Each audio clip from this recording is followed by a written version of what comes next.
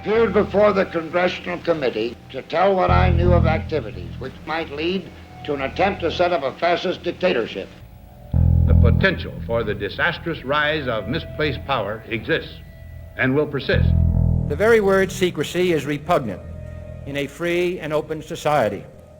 And we are, as a people, inherently and historically opposed to secret societies, to secret oaths, and to secret proceedings.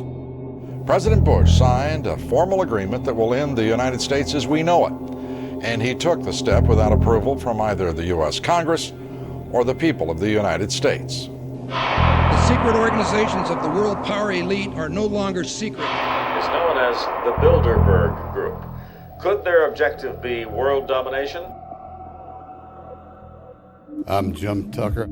I've chased Bilderberg for 30 years. I'll never give up the chase. Bilderberg plan for the whole world is nothing less than world government. I'm not comfortable with that at all. Who elected these guys to run the planet? They are the elitists. They feel they should run the world for their own selfish interests.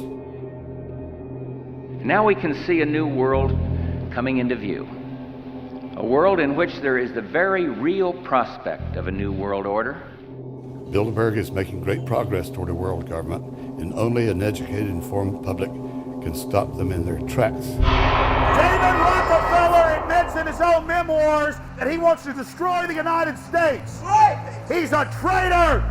It's good to be back at the Council on Foreign Relations. As Pete mentioned, I've been a member for a long time and was actually a director for some period of time. I never mentioned that when I was campaigning for re-election back home in Wyoming. Let us never tolerate outrageous conspiracy theories.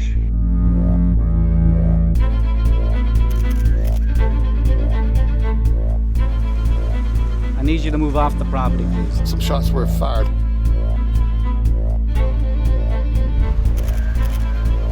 There's Bilderbergers right there. The Trans-Texas Corridor is a vital part because we stop it here in Texas. We stop the New World Order right here in Texas. This thing started here. And to save this country, we kill this damn thing here.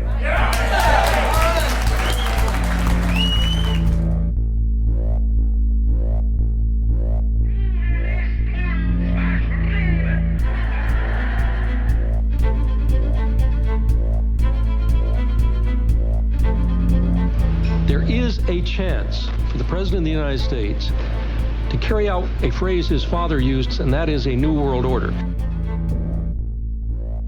Your New World Order will fall. Humanity will defeat you. The answer to 1984 is 1776.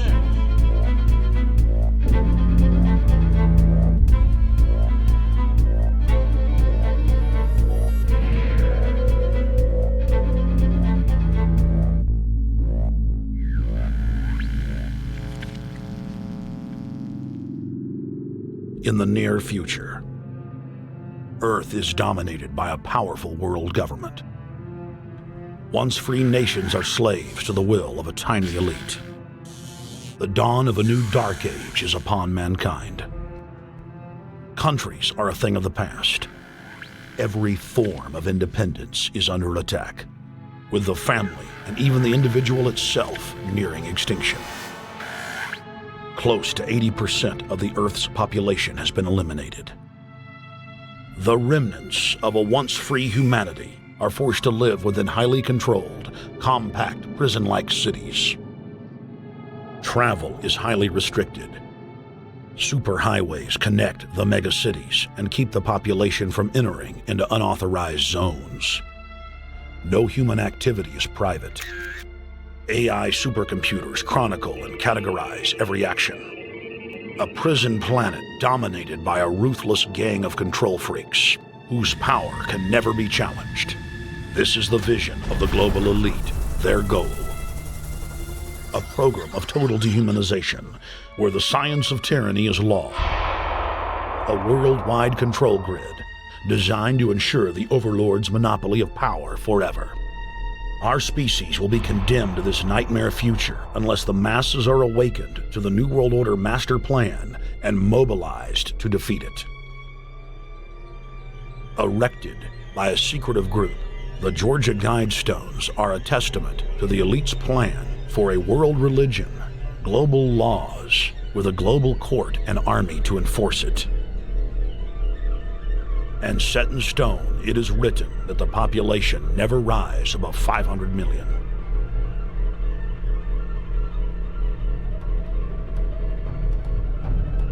In this film, you will learn how our world is truly governed. You will see how highly secretive roundtable groups interlock to form a global intelligence network. This group has been steering planetary affairs for hundreds of years. Now, in the final stage, they prepare for open world government. A goal tyrants throughout history have lusted after. Dr. Michael Kaufman is a published ecologist specializing in ecosystem research, forest ecology, and ecosystem classification. Dr. Kaufman played a key role in blocking the ratification of the Convention on Biological Diversity in the U.S. Senate. The concept of a New World Order has been around for centuries. It's been receiving tremendous play over the last half of the 20th century.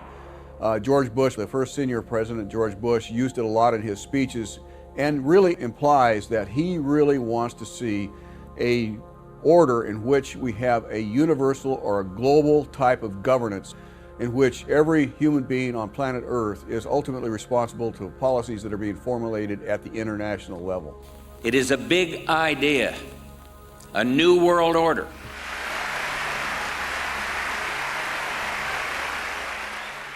President Bush said that the New World Order was in tune, and that's what they were working for. The UN is part of that government. They're working right now very significantly for a North American Union. That's why there's a lot of people in Washington that don't care too much about our borders. They have a philosophic belief that national sovereignty is not important. It's also the reason I have made very strong suggestion that we need not be in the United Nations for our national security. It's really always the same. You go back throughout all of history, the Roman Empire, the Soviet Union, Hitler during the Nazism was always saying that it's going to create the utopia for the average person, when in fact, history always shows that it does exactly the opposite. Conquest and empire is as old as civilization. Babylon, Egypt, and Greece. They all built empires in an attempt to rule the world. The Roman system at its peak dominated the known world. Complex governmental systems were developed to control diverse populations. During the period between the 15th and 19th century, new empires emerged and again waged war for supremacy. The nobility, as well as the thriving merchant class, were financed by a handful of private banks. Many of the great money houses would hedge their bets and finance both sides of a war. Sophisticated intelligence-gathering networks gave the financiers a clear edge over the governments they were slowly gaining control of.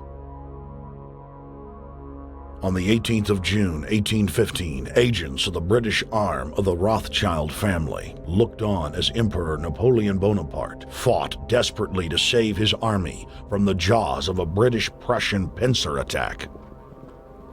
A Rothschild agent was able to get the news of Napoleon's defeat at the hands of Lord Wellington to Nathan Rothschild, a full 20 hours before the news reached London. Nathan, the head of the British arm of the Rothschild family, put out the rumor to the London Stock Exchange that Napoleon had won the war. Stocks plunged by 98%, and Rothschild was then able to buy up the entire British economy for pennies on the pound. When the news of Napoleon's defeat finally arrived, stocks soared. Britain was now the undisputed ruler of Europe, and Rothschild ruled England. The already dominant British Empire grew even more aggressive. Her troops and bureaucracy spread across the globe.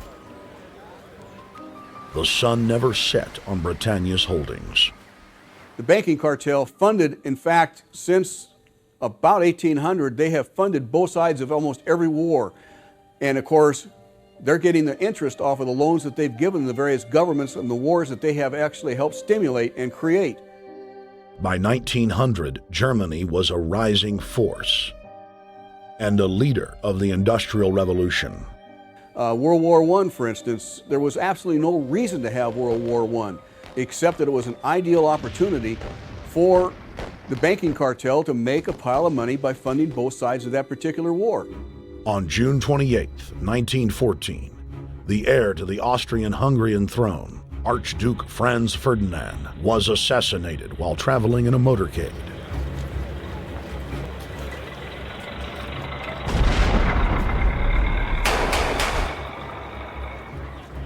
The Black Hand, a Serbian secret society with connections to French and British intelligence, took credit. World War I had begun.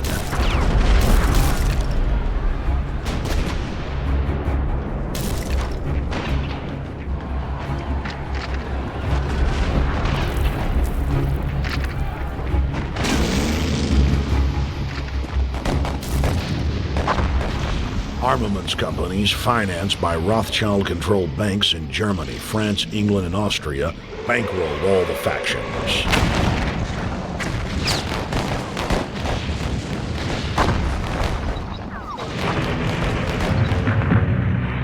At least 20 million were killed in the war.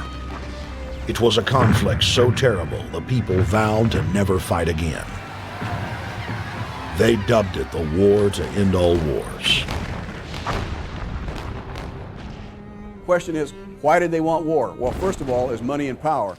But secondly, they wanted to create the League of Nations. They had this in their plans all along, and as a consequence, once the war was over or about to be over, they began to formulate this idea of a League of Nations so this would never ever happen again. Hundreds of years of practice made the British experts at hiding their empire behind puppet governments and councils. In the name of stopping all future conflicts, they proposed that countries would join a League of Nations. Their true intention was for the League to serve as a framework for world government. President Woodrow Wilson, who had spearheaded the establishment of the private Federal Reserve System in the United States in 1913, strongly supported the establishment of the League of Nations.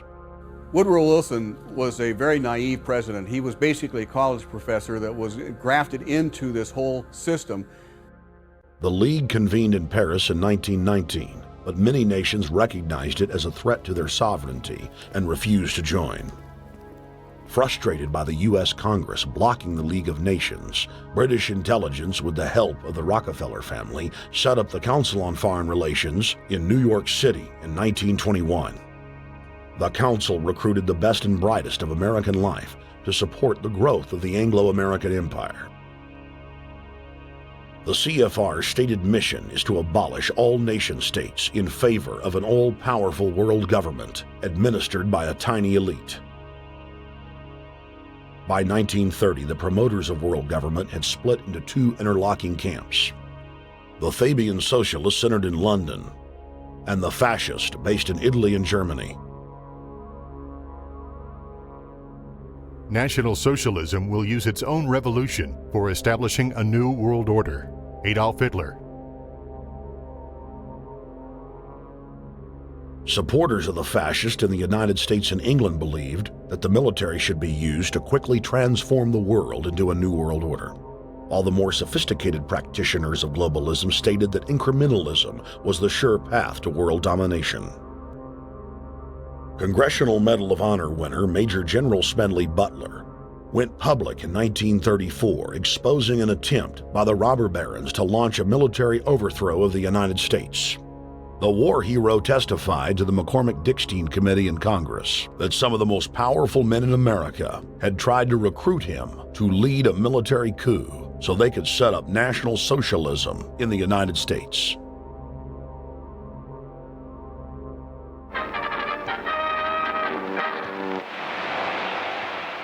I appeared before the Congressional Committee the highest representation of the American people under subpoena to tell what I knew of activities which I believe might lead to an attempt to set up a fascist dictatorship.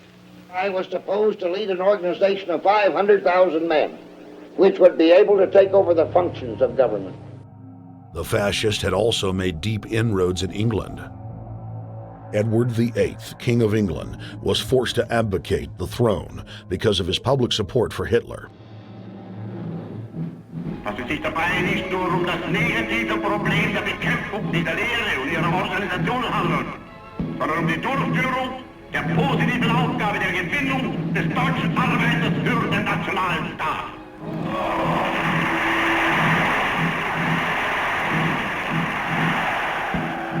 Though the German-led fascist camp was strong, the Fabian Socialist bloc was able to maintain control of the US, Russia, and England.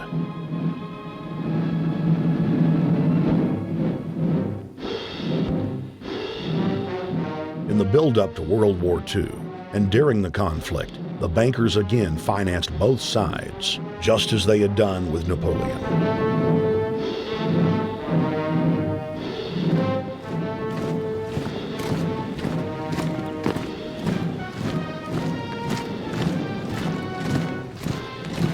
With the rise and fall of the Third Reich, Europe lay in ruins.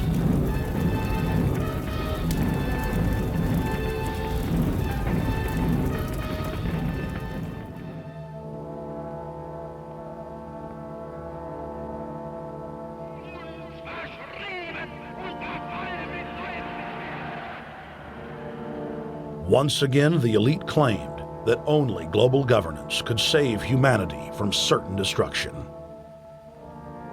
And this time, the elite would succeed in setting up their world body.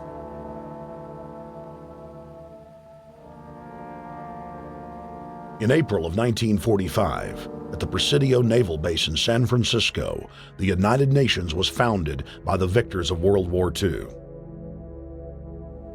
The United Nations complex was then built in New York City on land donated by John D. Rockefeller. Shortly after the elite established the United Nations as their base in the United States, the newly formed World Council quickly began work on the next phase in their plan, the incremental formation of continental superstates. The first step in their trilateral plan was the creation of the European Union. Unifying Europe had been tried many times and was extremely unpopular. Where Napoleon and Hitler had failed to accomplish their goals using force, the globalists would succeed using stealth.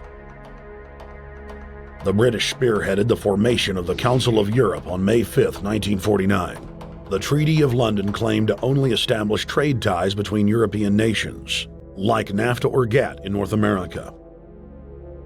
Its true intention was the formation of a European superstate.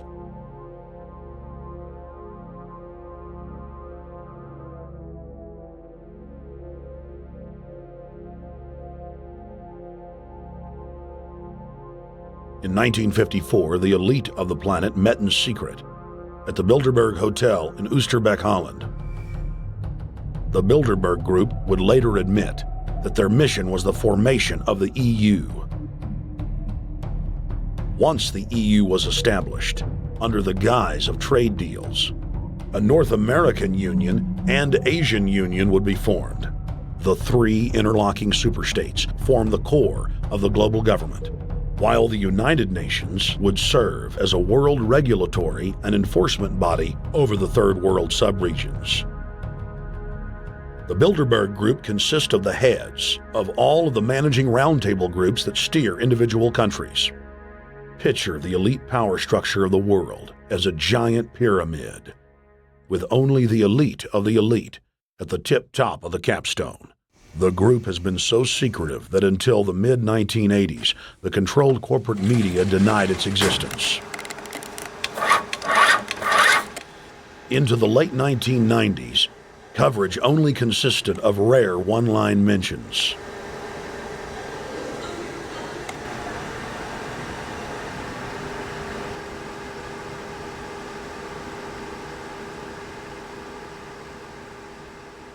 With the rise of the alternative media, their stranglehold on information has begun to slip. On the outskirts of the national capital today, black limousines with darkened windows converged on a hotel where private security guards imposed ironclad control. The limos carried royalty, political power brokers, and industrial titans to a secret meeting that will last all weekend. It's known as the Bilderberg Group. Could their objective be world domination? Every 4 years, Bilderberg meets in North America, and in June of 2006, we decided to travel to Ottawa, the capital of Canada. The site of Bilderberg.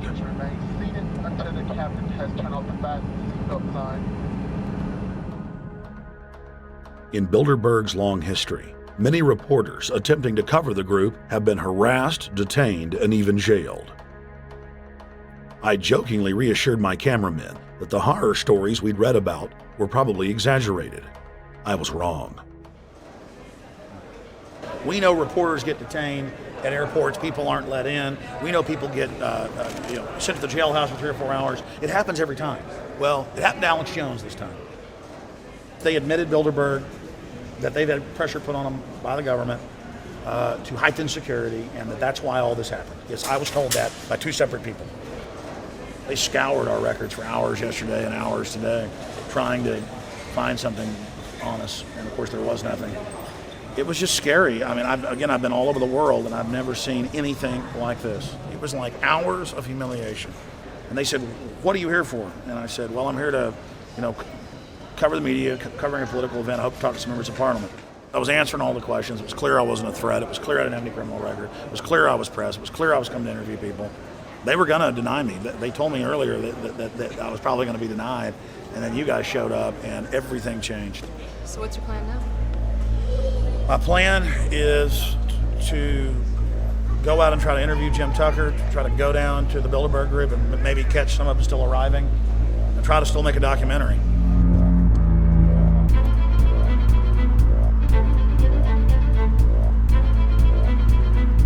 So instead of being here at 8 a.m. in the morning when the Bilderberg Group attendees, the 100 elite of the planet, start showing up, we're going to be getting here about 3:30 or so, and we'll see if we can catch any of the elites coming in.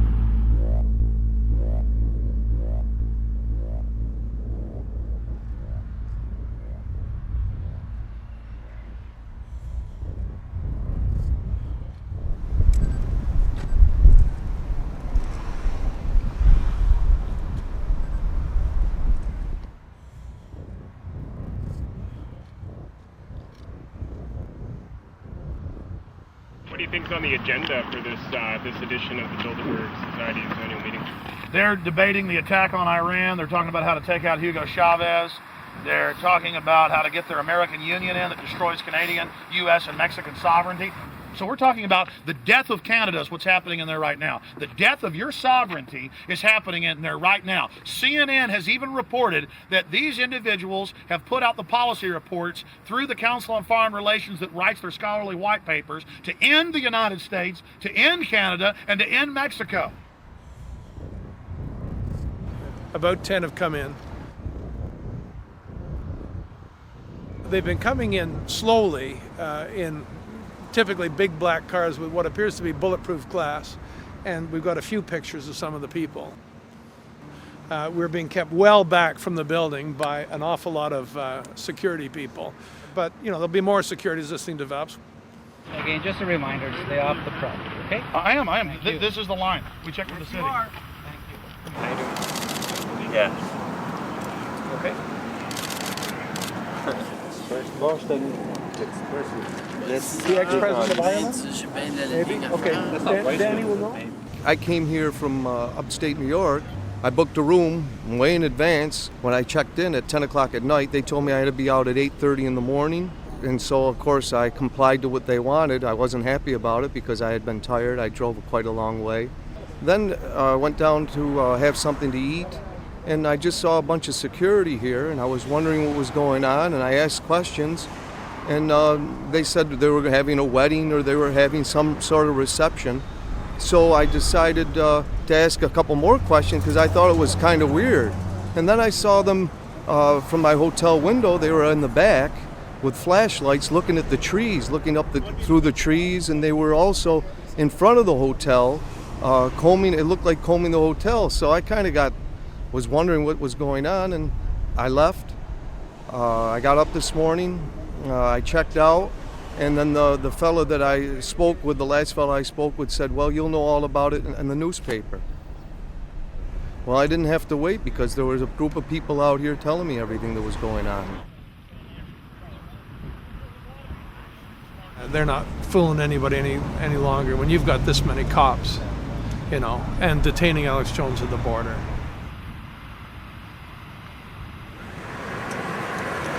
Get them on both sides. Yeah, you crook. Yeah, you're gonna go to jail like Ken Lay. Oh yeah, there's one right there. Hi. Hey, we're not your property. We're not your slaves. We're gonna defeat the New World Order. The New World Order is gonna be defeated. You realize that? I'm glad you do. Always does throughout history.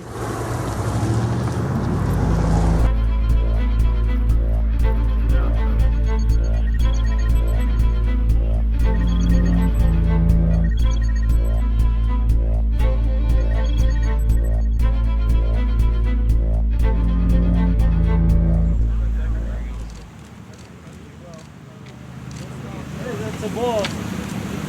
Boss is leaving.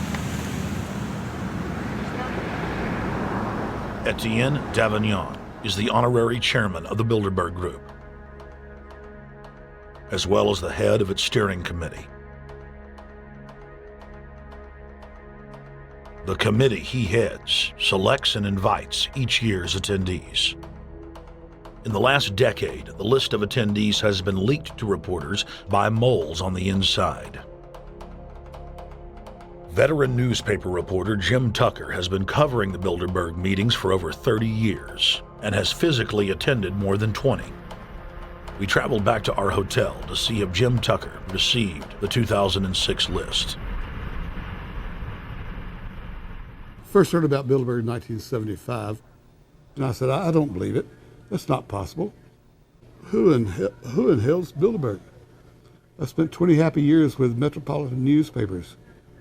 All the wires are clicking at my ear. That could not happen without me knowing about it. And the thing that first impressed me most was columns in 1957 by the late, great Westbrook Pegler, widely syndicated columnist.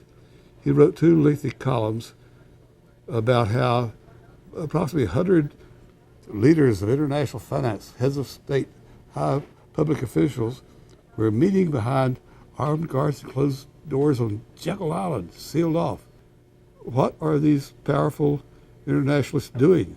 And why is it so secret? Why do they have armed guards outside? Why is it sealed off? The newspapers totally ignore it. Not a word. Total blackout in the United States.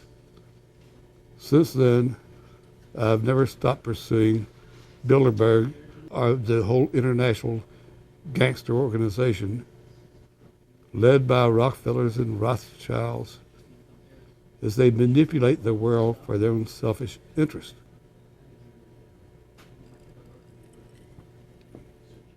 Jim, you've been waiting on the list. You normally get it on the first day. You haven't gotten it. We're told it might come in today. How important is that list? It's absolutely essential, although identifying people outside, as we always do, is important too, to find out who is not on their own list. In recent years, someone from Europe has sent a machine copy with a letterhead and so forth without identifying himself. So far, I haven't heard from him.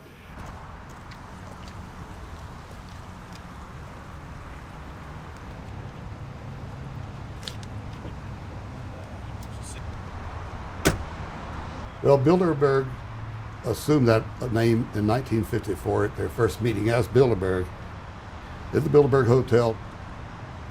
It's a little bit like Shakespeare's As You Like It. They say to Shakespeare, what do you want to call this book? And he says, As You Like It, meaning whatever you want to call it. And they thought it was dictation, so one of his plays is called As You Like It, and the title has nothing to do with the play. So that's how the Bilderberg came by their name. Now, they had been meeting for half a century. The moneyed class had been meeting But they decide they have to meet systematically every year, well planned in advance, in addition to maybe other smaller meetings throughout the year. Sure this is the right turn, Jim? No. Let's see if you can start.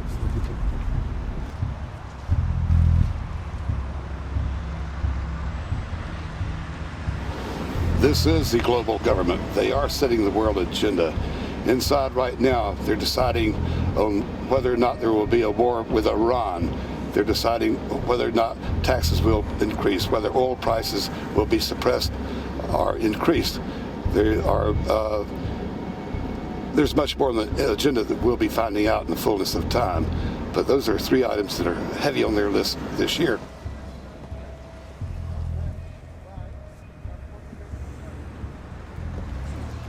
This is Jim Tucker, ladies and gentlemen. 27 years covering these crooks. Mr.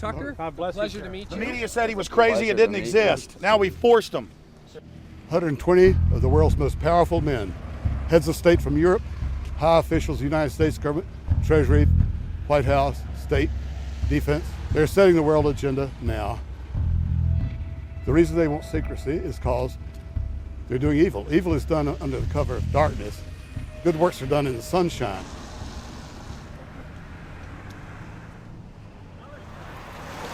Hi, how you doing? Good. Get off the property, please. Well, Jim has some questions for you. I need you to move off the property, please. Okay. Private property. Sure. It's a public sidewalk. Oh, yeah, we are cooperating. Thank you. Right onto the sidewalk. Yeah, there's no implication that we aren't Right cooperating. onto the sidewalk and stay there, please. Sure, yeah, thank you. Great. Jim has some questions for you. Again, I need you to stay right on the sidewalk. Yeah. Thank you very much. We actually checked with the city. The property line's actually right here. Also, That's good. Property line's actually right here.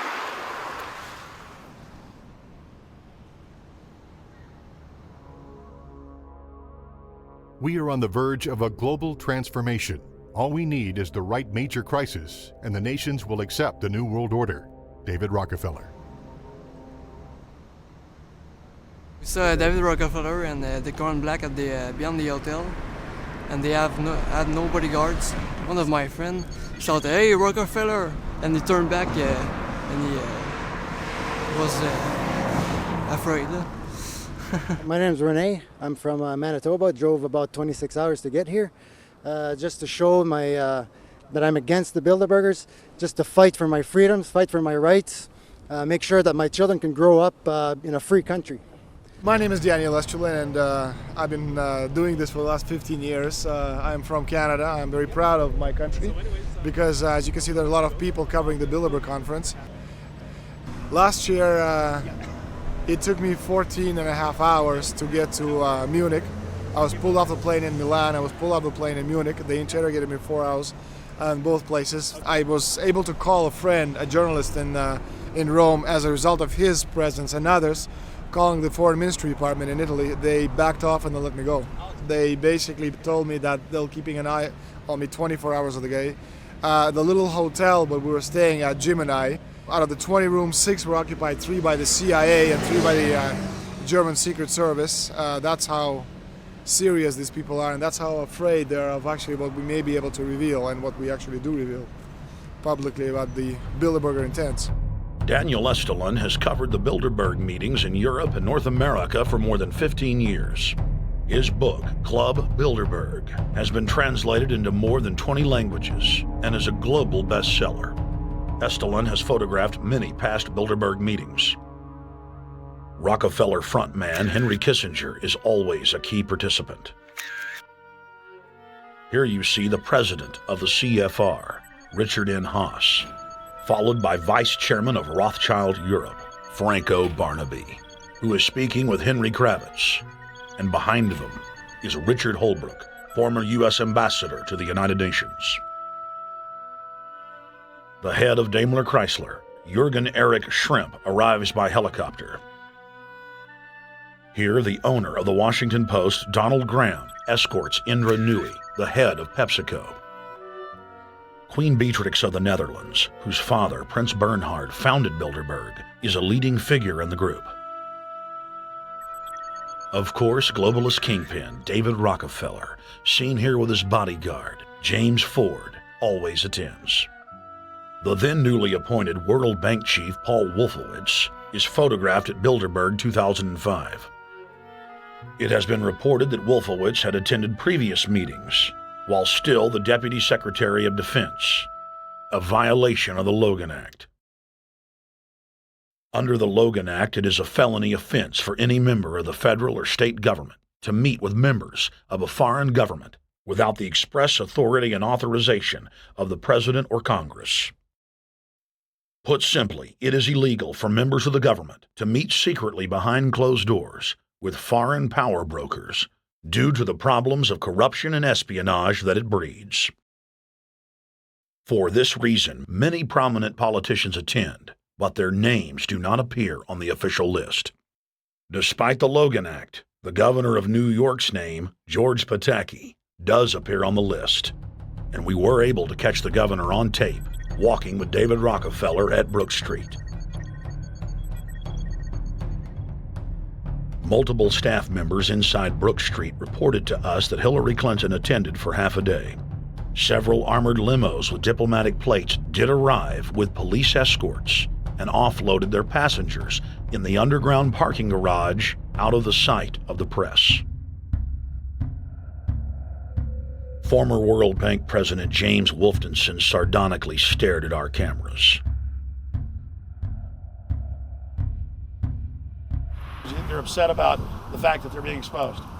Well, I'm sure they are. I mean, look at the tinted windows. They don't want to be seen. They don't want even anybody to know they're here. So I'm sure they're ticked, and that's why we're here to try to expose them. Do you think that they were angry that they were on the front page of the local paper today? You think they're in there reading it right now, Jim? Yes, but I don't think they're happy about it. They prefer nothing at all, no publicity. They prefer absolute secrecy.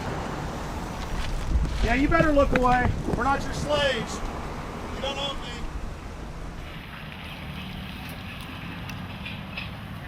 Did you get a list of the attendees and everything, or not?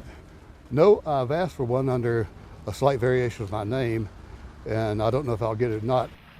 Also, it could happen today. For the last 3 years, I get back to the hotel. And there's a copy there waiting for you. Somebody who does not identify himself. I mean, I'm not just not revealing the source. I don't know the source myself.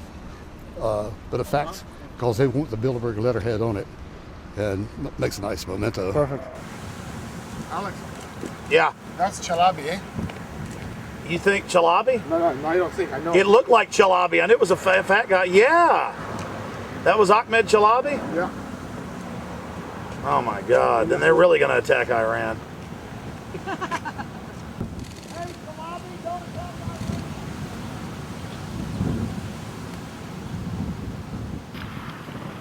I've seen this guy around a lot. This guy is too, but our president. It's S-A-S, Scandinavian. Adrian Woolwich, Maria Monti. Over the last couple of years, they've been reeling with the amount of leakage that they've been experiencing, so it's getting harder and harder. But again, it will never get too hard for us because of the sources that we have inside are top-notch sources. People who are actually working for them, the Secret Service, the second layer, people in the Bilderbergers, the clerks, the administrative office, they're there. They are our eyes and ears, and every time there's something out, we always get the information. That's Francisco Pinto Balsamao. I think that's the Queen. It's the Queen. Oh my God, you can't kiss her hair. You see her? Yes. Oh my God. The Queen of Holland. What usually happens, the Secret Service guys who are protecting the Bilderberg delegates, the staff, the cooks, the chefs, when they actually get to see and to hear what some of these nasty people are talking about, they're the first ones to look for us and the first ones to make sure that we get the information from the meeting. We're very rigorous with information that does come out. We double, triple, and quadruple confirm the sources, make sure that all the information checks out. A lot of the stuff, the Bilderbergers have planted information, make sure that this disinformation nullifies the accuracy of the reporting, which is why we never publish the first thing we hear.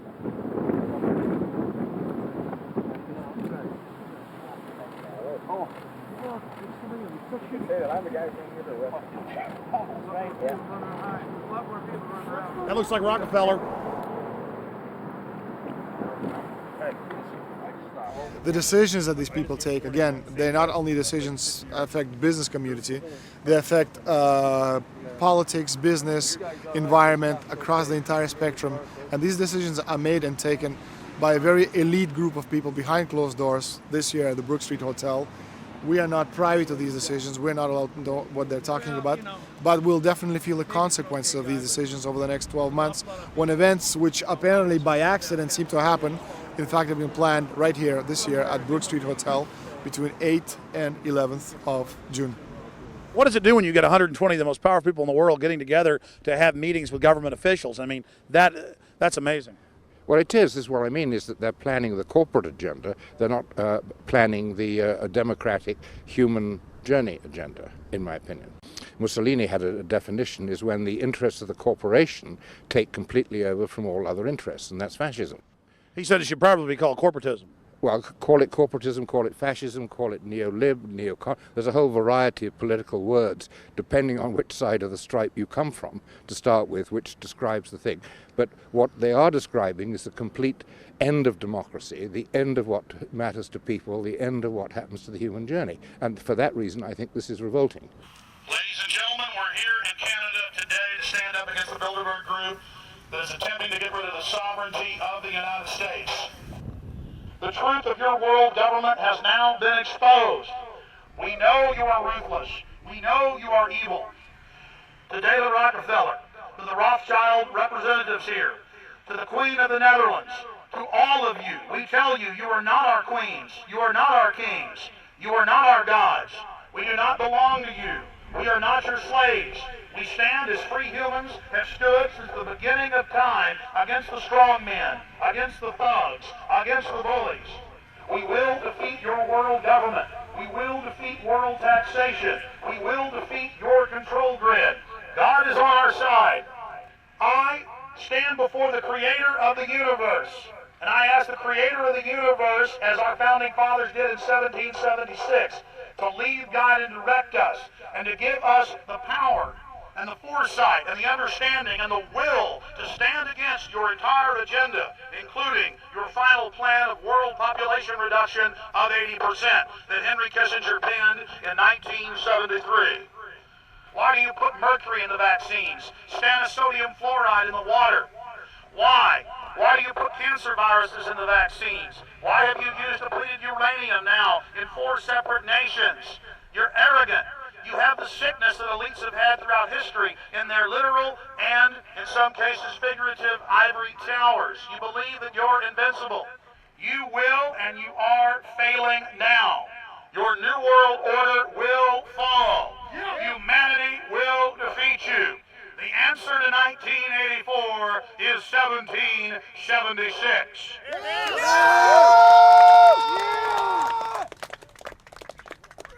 Bilderberg is an elite organization, and the way it works, the protocol of the meetings is the staff, after they're vetted out, they're told exactly how they're supposed to behave themselves, meaning that they can never address the attendees, they can never speak to them unless they're spoken to first, they can never look them in the eye.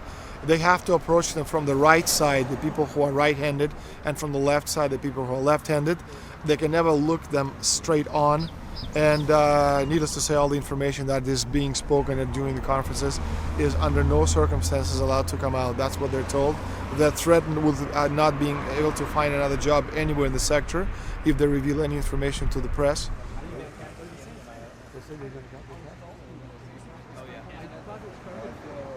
Richard Holbrooke? Ambassador Richard Holbrooke thought the peasantry wouldn't recognize him if he took a stroll off the grounds of Brook Street.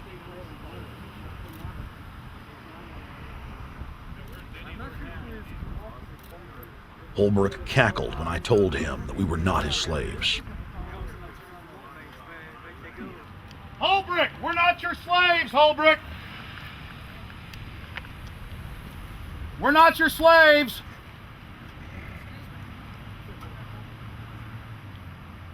Holbrooke, we don't belong to you. We're not your property. Get back on the sidewalk. We're free humanity! Yeah, there he goes. Howard. They love it.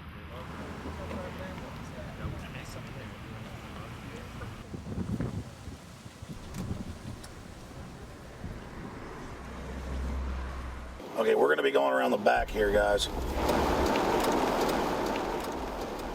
Hey guys, how you doing?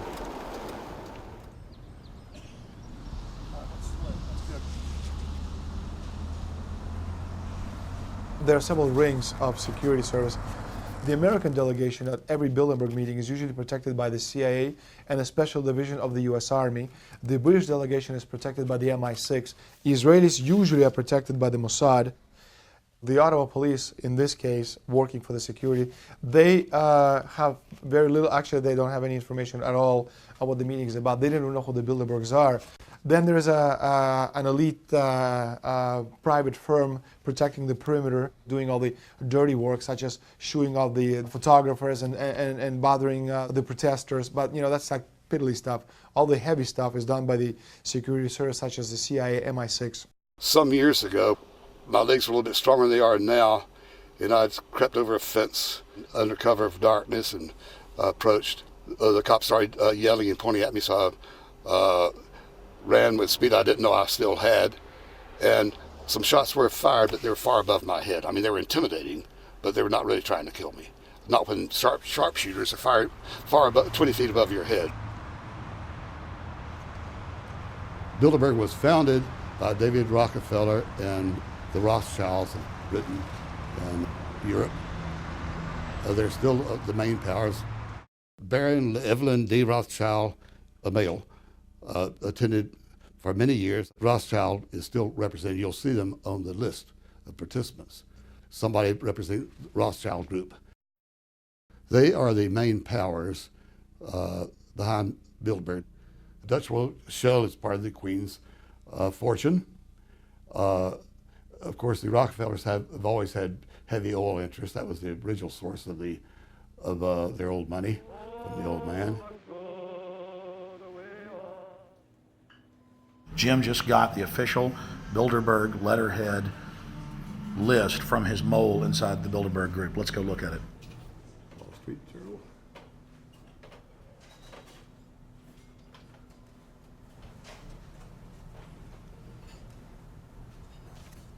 So Jim, you got the list. Yeah. Did we identify Wolfowitz as being here because he's not on the list? No, we positively identified Wolfenson. Yeah, he's on the list. Yeah, there's Wolfenson right there, James Wolfenson. But aren't there always people who aren't listed? Yep. Over the years, we've identified like sometimes one, sometimes three people who are not on their own list who have attended. Now, I think what is very difficult for most people to understand is how such a small group of 125 men and a few women control a population base of 6 billion people. Actually, it's much easier than you think. These people work on what I call systemic methodology, meaning that you take a pie, just imagine you take an apple pie and you slice this apple pie into lots of very small pieces, and you put in front of each one of these pieces your men or women of trust. And by controlling this individual, you control an entire organization.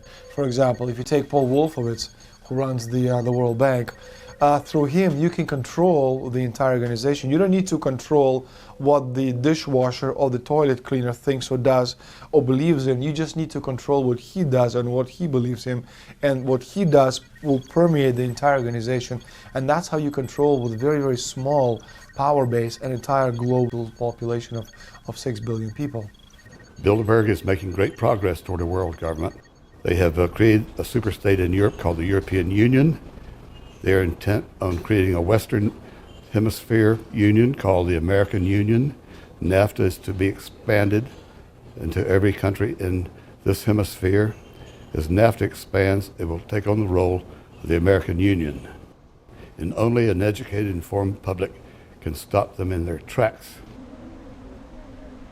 We went into downtown Ottawa and talked to locals to learn if they were aware of the elite meeting in their city.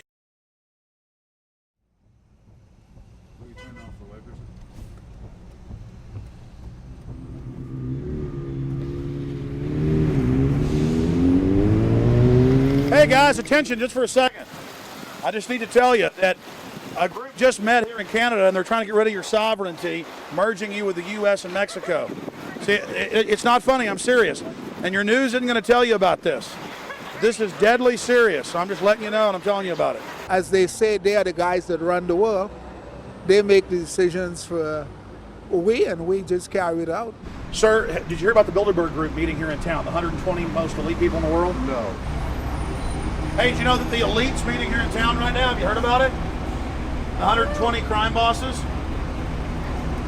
None of you have heard of it. None of you guys have heard of the Bilderberg Group? They're meeting right now. In the city, around 10% of the people were aware of the New World Order agenda. When we traveled to Parliament, close to half of the people we randomly spoke to were informed.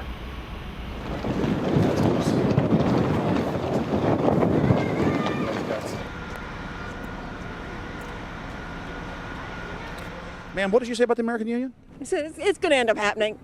We don't want it, but it's going to happen. Why do you think? Because the Bilderberg Group runs the world.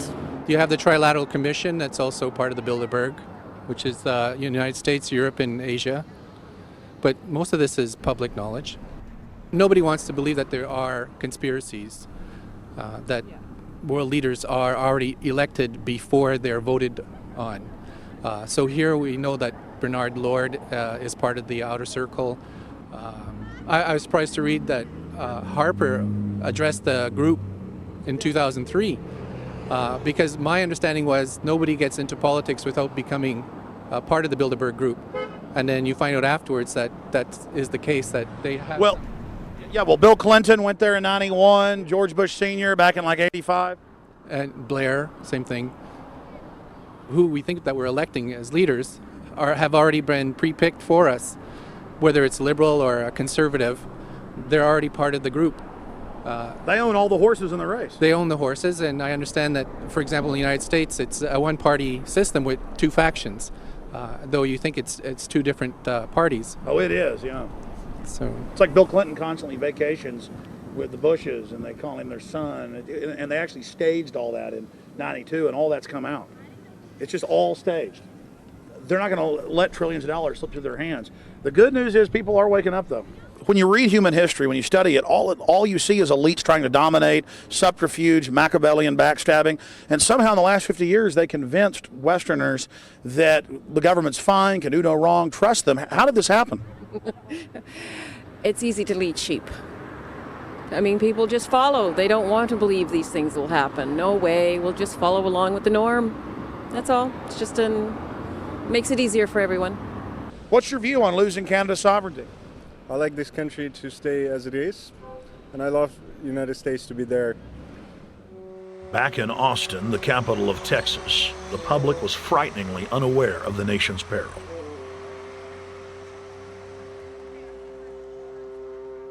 Have you heard about the North American Union? Not really, no. I don't watch TV. No, I haven't. Interesting. I was not aware of that.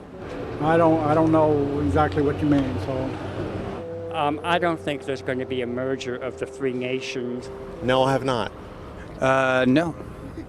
No, I didn't know this was happening, so. Yes, I have. Oh, you have heard about it? Yes. After that big rally the other day, don't know about it? I don't know about anything. No, I have not. Have you heard of the European Union? I have, yes. Are you aware of the European Union? Oh, yeah, of course. Have you heard about the European Union? Heard about them. Do you know about the European Union? No. Europe, 15-member group expanding? A what? 15 nations of Europe merging in 2000. Whatever. For over 50 years, the Bilderberg Group constructed the European Union by stealth under the guise of trade deals. Now the elite are using the same secretive program to complete the North American Union. But this time, superstate integration is on the extreme fast track. International agreements like NAFTA, GATT, and APEC were just stepping stones in the formation of the NAU. The North American Union was officially born at Baylor University in Waco, Texas, on March 23, 2005. The leaders of the United States, Mexico, and Canada told the press that they were only meeting to discuss trade. It soon leaked that a secret meeting had been held during the Security and Prosperity Trilateral Summit. The three governments had refused to release the secret agreement to the people. In September of 2006, their treasonous operation was blown wide open. From September 12th to September 14th, in Banff, Canada, hundreds of elected and appointed government leaders from Canada, Mexico, and the United States met in secret. On the last day of the conference, someone inside the secret North American Union Forum leaked the agenda. The front pages of newspapers across Canada carried the story. The Judicial Watch Foundation submitted Freedom of Information Act requests to obtain the full agenda and minutes of the secret assembly. Many federal agencies refused, citing national security. The foundation finally succeeded and did receive thousands of pages of documents. The documents marked unclassified are the blueprints of a shadow government ruling by bureaucratic and executive fiat. The pages chronicle an already operating North American Union. Transportation, law enforcement, agriculture, regulation, banking, manufacturing, construction, education, immigration, and even the military are being merged with no input from the people or their elected representatives in Congress and Parliament. One of the first items on their agenda was to stress how important it was that their plan, quote, be carried out by stealth. The controllers also talked about exploiting the public's fears of climate change to push a continent-wide tax to fund the new government. Globalist tool Robert Pastor is incessantly paraded on the world stage as the man behind the North American merger. When he testified before Congress, he pushed the idea of a continental security perimeter that erases national boundaries and merges the security apparatus. The best way to secure the United States today is not at our two borders with Mexico and Canada, but at the borders of North America as a whole.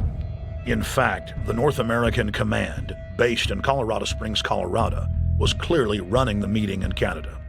For the past decade, the Pentagon has been training with Mexican and Canadian forces and has openly discussed using them inside the United States for disasters and to quell domestic unrest.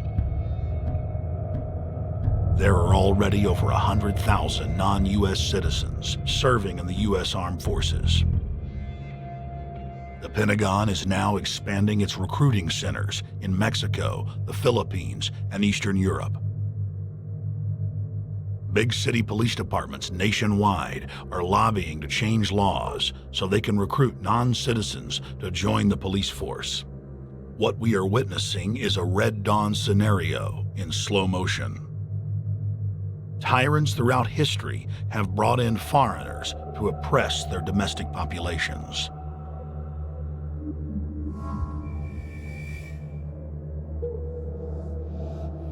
When their coup by stealth was exposed, the three governments went into damage control mode.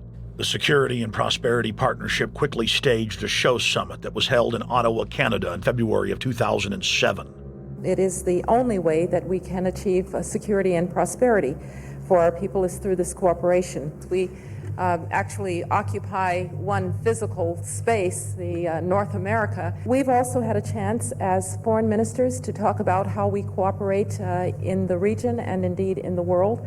Protesters who were upset about losing their countries and freedoms were not tolerated. A couple of weeks ago, an Al-Qaeda supposed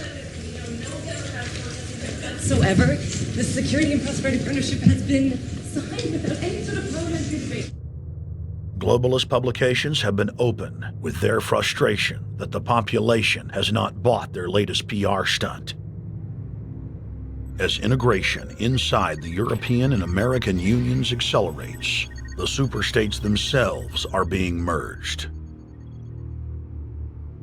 On April 30th, 2007, a summit was held at the White House. The Security and Prosperity Partnership's secretive approach had alarmed the public. So this time, President Bush, German Chancellor Merkel, and EU Commission President Barroso hid their treachery in plain sight. Thank the Chancellor and Josie very much for the transatlantic economic integration plan. And for that too, we need to develop a common market, common standards. So this is indeed a very important agreement, an agreement that also brings with it a transatlantic economic council to be a permanent body with senior people on both sides of the Atlantic that will look at all those issues in a concrete manner, in which way we can make it move forward. The BBC reported that the US and EU had agreed on a single market. By announcing a new economic community integration, they were simply repeating what had been done in America and the EU on a larger scale.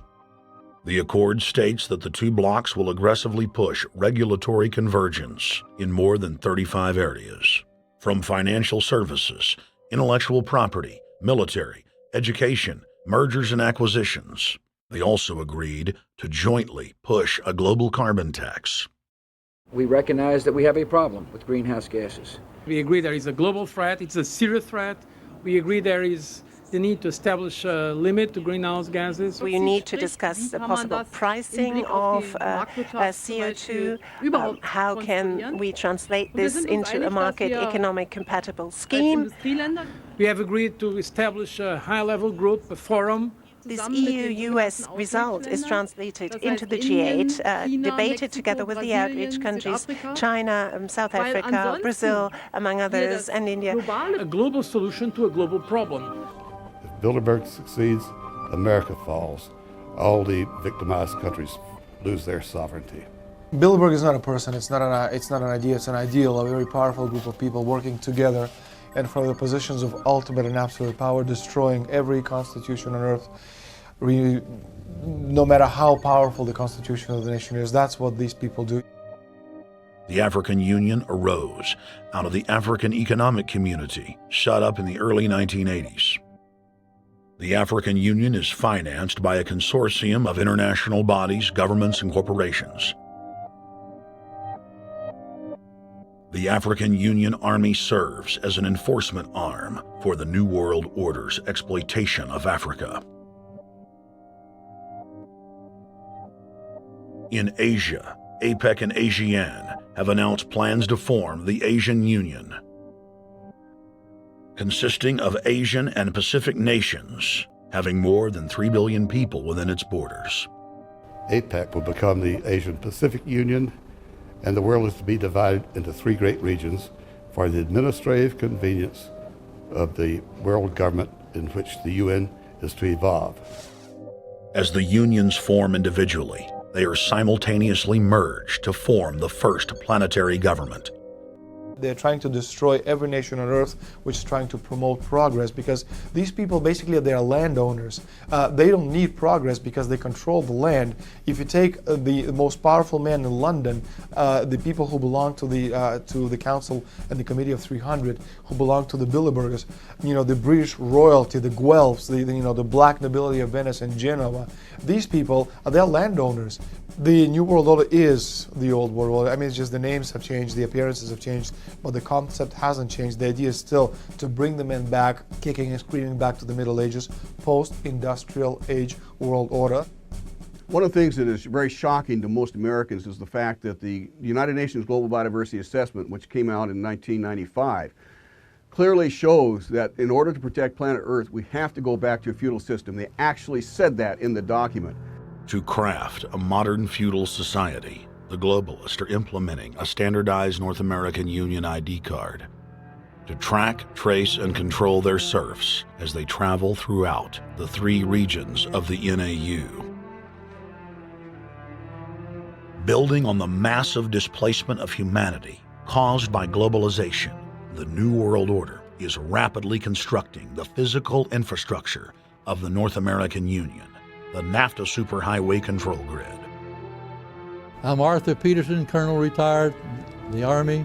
I see things today that are happening that would make my friend who died in World War II turned over in their grave. To think that people would even consider confiscating land of farmers and ranchers and taking their homes away from them to turn it over to a foreign company in Spain, which was controlled by Don Carlos, I understand, a notorious socialist, and they get the tolls on Texas land for 50 years. The proposed Trans-Texas corridor would be a patchwork of superhighways and railroads stretching 4,000 miles from the border of Mexico, cutting through Texas to Oklahoma. A lease has been signed that would make Texas Highway 121 a toll road. A private Spanish company won the bid to build and collect the tolls for the next 50 years. These deals with private companies are being negotiated largely in secret, and many state lawmakers are worried taxpayers are being sold down the road. Critics say it's a threat to our national security. It's part of a plan for a North American integration being carried out by government and corporate elites without congressional or voter approval.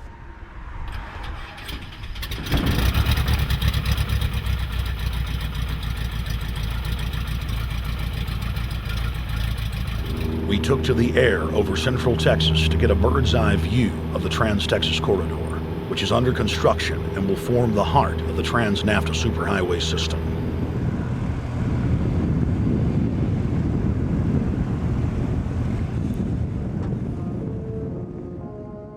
History repeats itself.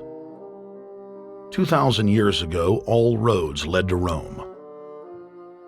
Rome constructed and maintained more than 10,000 miles of roads throughout its empire.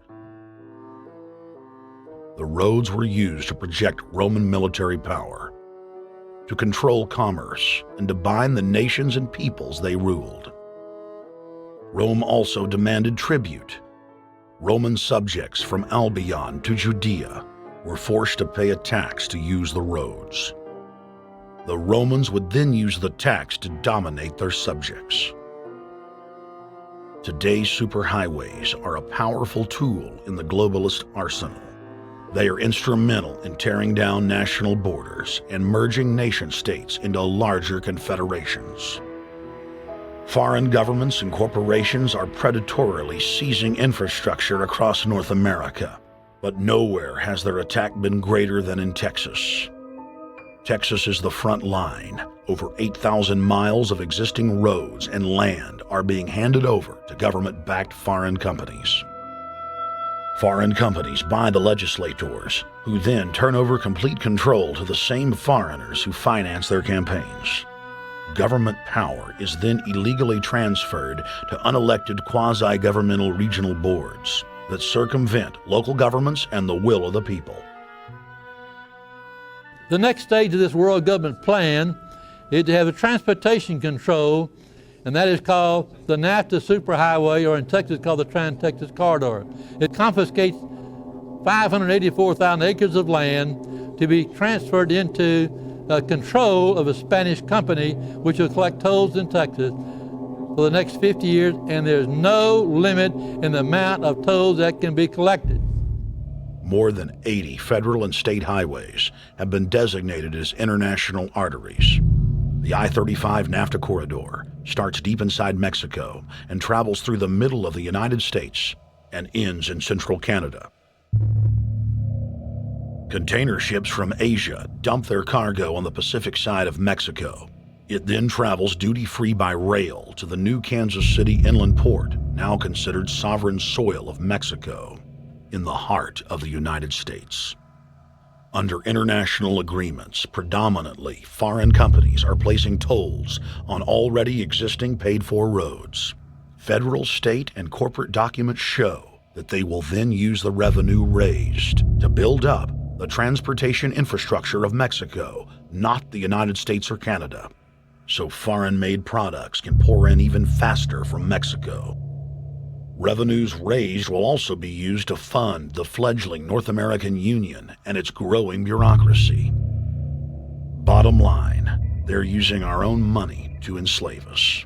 First of all, they're proposing a North American tribunal, which would be similar to what we have in Chapter 11 of the NAFTA agreement, which is trumped by international law. The U.S. Supreme Court and our Constitution could potentially be rendered invalid, and what we would have is new North American business law that would trump what we have here in the United States. What is also interesting to note that the NAFTA headquarters is in Mexico and controls the United States trade and rules against the United States Congress, and no one seems to challenge it. it's very probable and probably inevitable that our right to bear arms would be challenged in a North American court. So this is just an example of what's happening and what's being proposed. We want to keep our trial by jury system. We want to keep our right to keep and bear arms. We want a system where we have a Supreme Court and not have a tribunal that will be superior to the Supreme Court. In 2005, Cintra, a Spanish-owned company, signed a secret agreement with the Texas Department of Transportation to erect toll roads on existing roads and to toll new roads that were completely paid for by tax dollars. There are people, believe it or not, in Texas who don't know what the Trans-Texas Corridor is. TTC 69, which they'll have the environmental hearing starting this spring on, runs through my part of the state. And there are people over there who have no idea what's fixing to come in their backyard.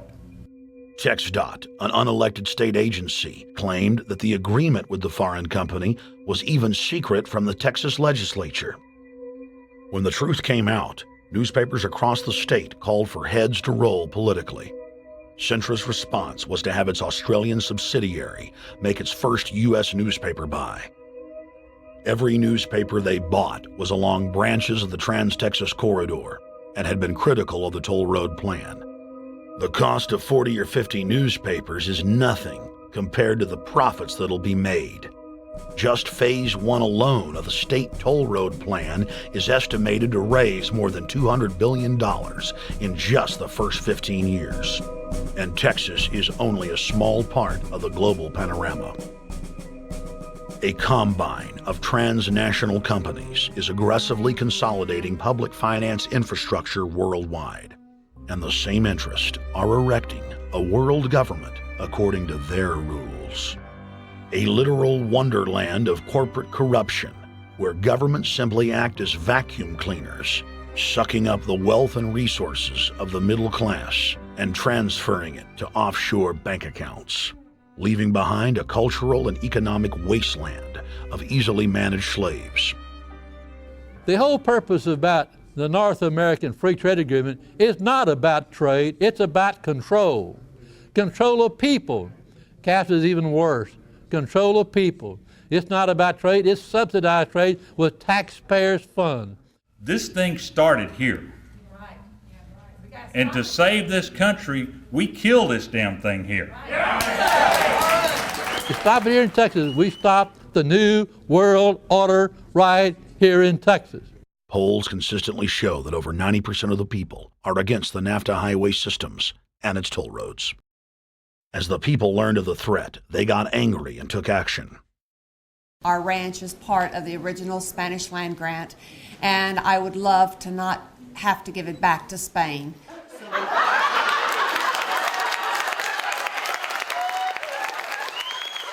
Opponents of a proposed superhighway today held a major protest.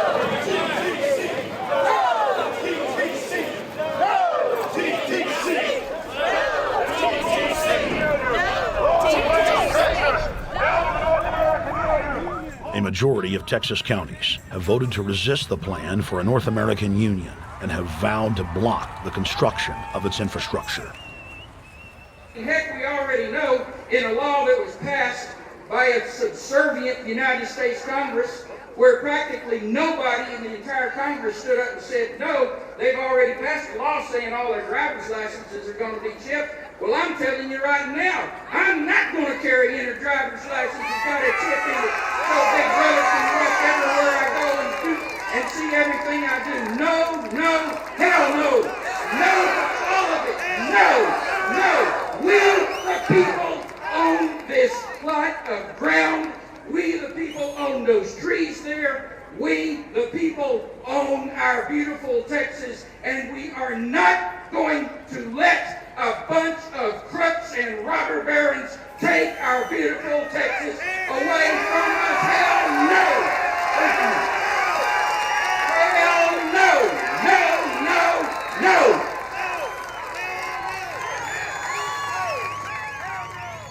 RFID tracker chips embedded in state inspection stickers and toll tags are already being used to track the population. The new system is also meant to control growth and steer development through so-called smart growth. Smart growth, which is nothing more than an effort to bring control into the cities. You have the rewilding of America and the Wildlands Project, the Convention on Biological Diversity, which is to control our rural population. Toll roads on interstate highways nationwide are walling off exit ramps to small towns and rural communities, and are creating ghost towns by design.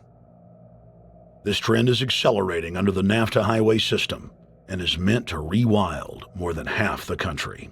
All of these things are designed to bring more and more control to bureaucracies rather than to the independent individual, the sovereign individual of this nation. What brought me into this whole discussion was the fact that while I was doing this multi-million-dollar research effort in the 1980s and early 1990s, I became aware of an agenda basically to lock up one half of the United States into wilderness corridors and reserves. What's called the Wildlands Project, but it was also a key cornerstone of the United Nations Convention on Biological Diversity. It was during that study in which I began to realize that this was not an effort to protect the environment, but an effort to control you and I. They were dividing the United States up into little compartments in which they would rip out roads, which they would rip out whole communities and put them back in the wilderness. The federal highway system was designed by Pentagon war planners in the 1950s to serve as a rapid deployment conduit to move ground forces for the defense of the United States during invasion. The unconstitutional Northern Command is now using the highway system as a force projection matrix to dominate populations across the United States. Through federally funded emergency command centers, county and city governments are being quietly federalized nationwide. Billions of dollars per city is being spent to install millions of surveillance cameras. Every town and hamlet, no matter how small or remote, is surveilled. License plate reading software tracks Americans' movements wherever they go. New systems are being deployed that scan your face, read your lips, and analyze your walk. Under the Treasonous Military Commissions Act, American citizens can be secretly arrested, stripped of citizenship, flown to offshore torture camps, and secretly executed. Under Section 802 of the Patriot Act, all misdemeanors are considered terrorism. Federal police squads, called Viper teams, randomly force Americans to line up and show their papers. From the sidewalks of Miami to the subways of New York to the streets of Houston, Texas, citizens are being searched by heavily armed gangs of paramilitary police.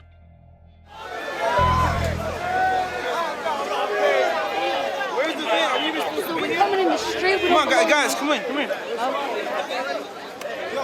Yo, can you get that camera off of us, sir? Sir, can you get that United States First Amendment? All right, but you can get that camera. I'm saying get the camera out of my face. That's what I'm saying. You're on the streets of New York. So what does that mean? I'm saying get that camera out of my face. That's what I'm saying. It's a free country. Fuck wrong with It's a free country. Get this damn camera out of my face. Hey, this isn't Nazi Germany. There's no camera in your face. God. Hey, move to Russia, okay? Yo, God. We can have cameras on the streets. I said get it out of my face. Your guy starts cussing at us out of the blue. I said get it out of my face. That's what I'm saying. It was never in your face.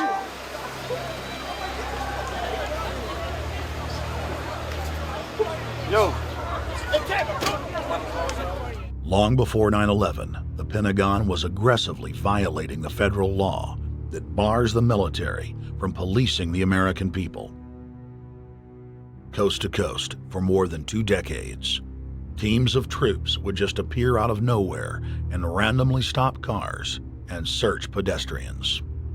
The acclamation accelerated with regular Army searching bags at the Super Bowl and the Kentucky Derby, as well as other high-profile events.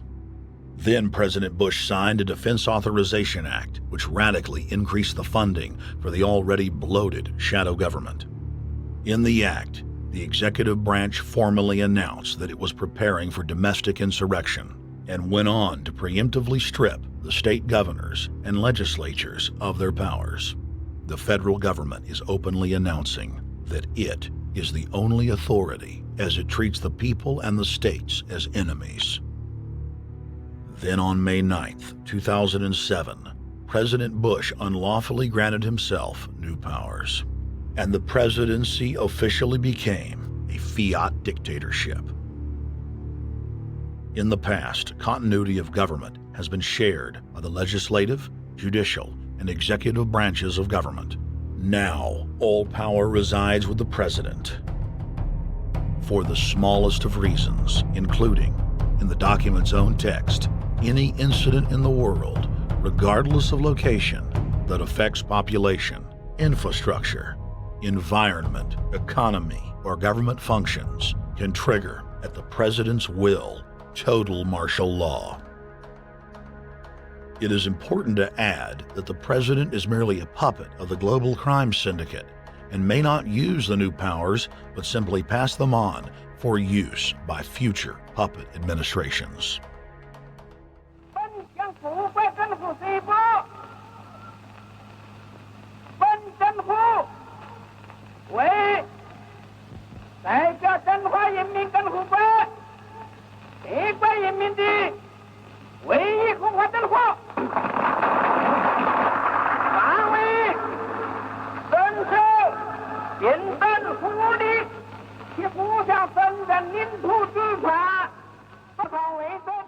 Приобретена эта победа.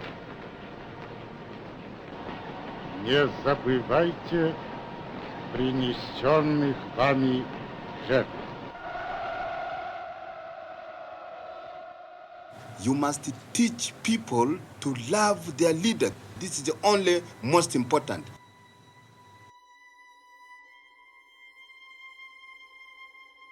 Why don't we learn from the mistakes of our ancestors? Why does humankind find itself bound in a cycle of bloodshed and enslavement? Predatory elites have always rationalized their oppression by claiming that they are superior and have the divine right to rule, when all they really are is a gaggle of ruthless psychopaths, parasitically feeding on the host population until their cancerous movement causes the collapse of the host. There have been thousands of tyrannical governments in history, and less than 10 that can truly be called free. In the 20th century alone, over 150 million people were murdered at the hands of the state. In Russia, the Red Terror consumed the lives of more than 60 million men, women, and children. Hitler's war killed 22 million. During Mao Zedong's reign alone, more than 60 million peasant farmers were killed. And the list goes on. 300,000 innocent civilians killed in Guatemala. More than 2 million souls brutally murdered by the government of Cambodia. 1,500,000 killed in Turkey. 300,000 in Uganda. 800,000 plus hacked to death with machetes in Rwanda. Sadly, there are too many examples of innocent families being exterminated by their governments on an industrial scale to name them all. It is a historical fact that the state is the #1 cause of unnatural death. If you take the 150 million people killed by power-mad government in the last century and divide it by 100,000, the number of souls lost would fill the biggest sports stadium, packed with 100,000 screaming fans, 1,500 times over. That's 1,500 sports stadiums, crammed with 100,000 people each, all exterminated. For those who think it can't happen here or won't happen to them, you have been warned. The carnage witnessed in the last 100 years was only the preparatory phase of the New World Order's master plan. 少有常识的人都会看出，如果我们的铁骑继续前进，这个螳臂挡车的歹徒难道能够阻挡得了吗？ Hitler and Stalin's crimes are now part of history. But the communist Chinese system of evil is not content with racking up the highest death toll in history. The mass murder and enslavement is still going on today and enjoys the full support and sanction of the New World Order. 摄像机拍下的这个画面，同西方某些国家的宣传恰恰相反。正好说明了我们的军队。 Communist China serves as a globalist laboratory, a proving ground where 1.4 billion people live out their lives as guinea pigs who serve as test subjects for the formulation of the brave new world. U.S. and British forces worked closely with Mao Zedong during World War II, and at the end of the war, they secretly backed Mao in driving out Chiang Kai-shek and the Nationalists. The OSS, and then the CIA, believed that Mao would have a stabilizing effect. Bill Clinton's mentor and Georgetown University political science professor Carroll Quigley explained in his book, Tragedy and Hope, how the Anglo-American Roundtable groups backed every brand of authoritarianism, from communism to fascism, to ensure that a centralized government dominates the population and the economy as planned. The elite are monopoly men. They seek to create monopolies and dominate populations through the barrel of a gun. In their writings, the leadership of the New World Order has continuously heaped praise on the corrupt Communist Chinese model.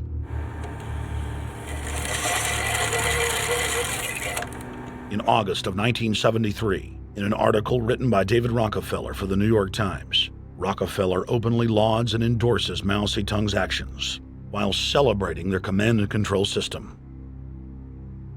Whatever the price of the Chinese Revolution, it has obviously succeeded not only in producing more efficient and dedicated administration, but also in fostering high morale and community of purpose. The social experiment in China under Chairman Mao's leadership is one of the most important and successful in history.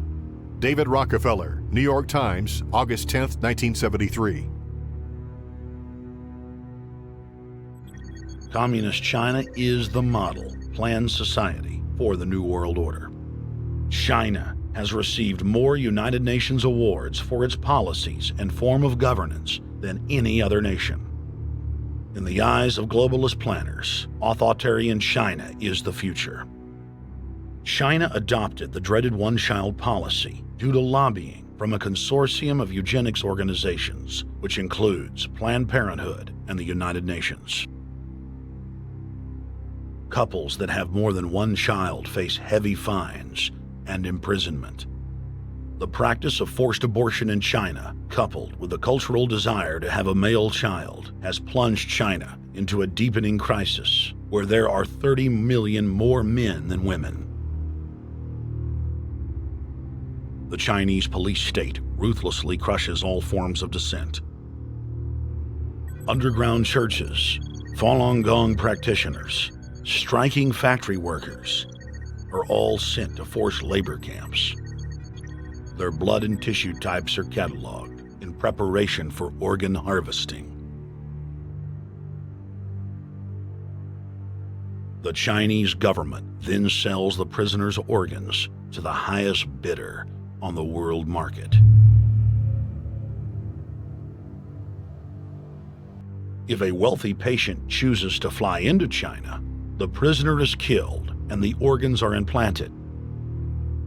If the organs are being flown out of the country, a mobile execution van extracts the organs on the way to the waiting aircraft.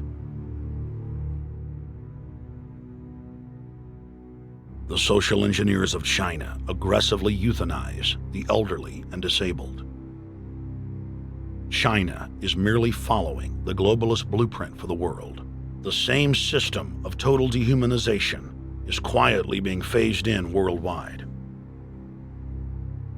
Depopulation should be the highest priority of foreign policy towards the Third World. Henry Kissinger, 1974. There's a need for a new world order, but it has different characteristics in different parts of the world. Now, none of this may succeed this time, but this to me is sort of the outline by which someday, in the next few years, a solution will emerge. Where does this mindset come from? Why do the elites kill the largest masses of people when no one is resisting them, when they've already attained total control? What ideology drives the elite psychopath? Since Plato's time 2,400 years ago, state planners have openly proclaimed their desire to control every detail of the commoner's life. From breeding programs to mass extermination of undesirables, the dark dream has continued on for millennia.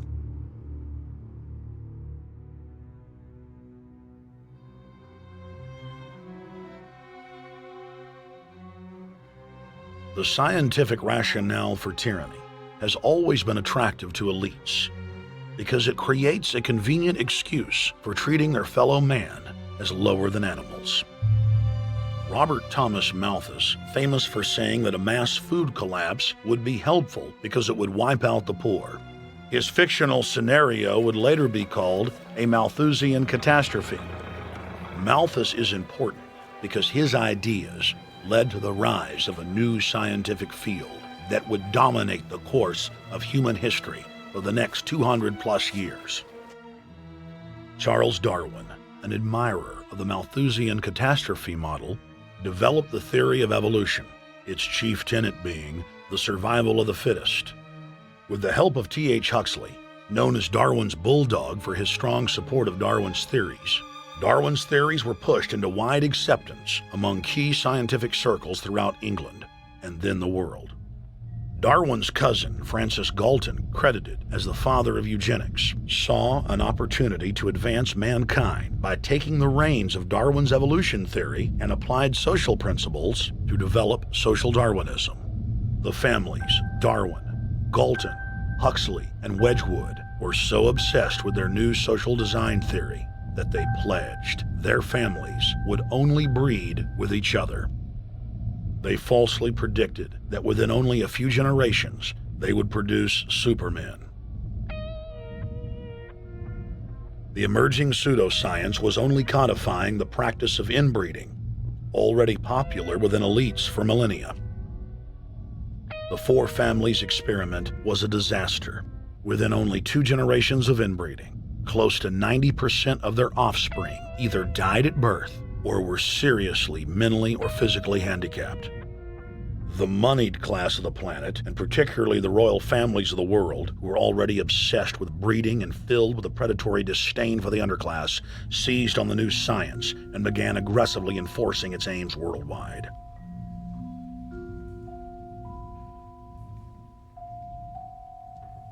Biometrics appears to be a new science, but it was actually developed by Galton back in the 1870s as a way to track racial traits and genetic histories, and as a way to decide who would be licensed to breed. In 1904, the Cold Springs Harbor Research Facility was started in the United States by eugenicist Charles Davenport with the funding of prominent robber barons Carnegie, Rockefeller, and Harriman. In 1907, the first sterilization laws were passed in the United States. Citizens with mild deformities or low test scores on their report cards were arrested and forcibly sterilized. You're 17, aren't you, Alice? Yes, but what have you done with my folks? Well, we're trying to help them, Alice, and you too. They were taken to the hospital this afternoon. Hospital? Wasn't none of them sick this morning? We thought it necessary to present your family's case to the State Medical Commission. After an examination, they decided there was but one important action to take: to have your entire family sterilized. Why, what's that? I don't know what you're talking about. Now, in this state, we have a law which provides for such people to have an operation so there won't be any more children. I see. Now, we've placed your brothers in institutions where they'll be properly cared for. You can go back to your job soon. I'll arrange to have it held open for you. But I'm keeping my job. I'm not going anywhere. Now, you're going to the hospital too, Alice. And you mean they're going to stop me from having children ever? Exactly. I'm all right, I tell you. I won't go to any hospital. We don't want any trouble with you, young woman. If you refuse to go, the officer here will take you by force. In 1910, the U.S. Eugenics Record Office was set up.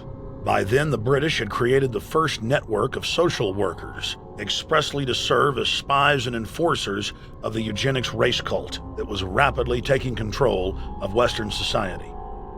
The social workers would decide who would have their children taken away, who would be sterilized, and in some cases, who would be quietly murdered.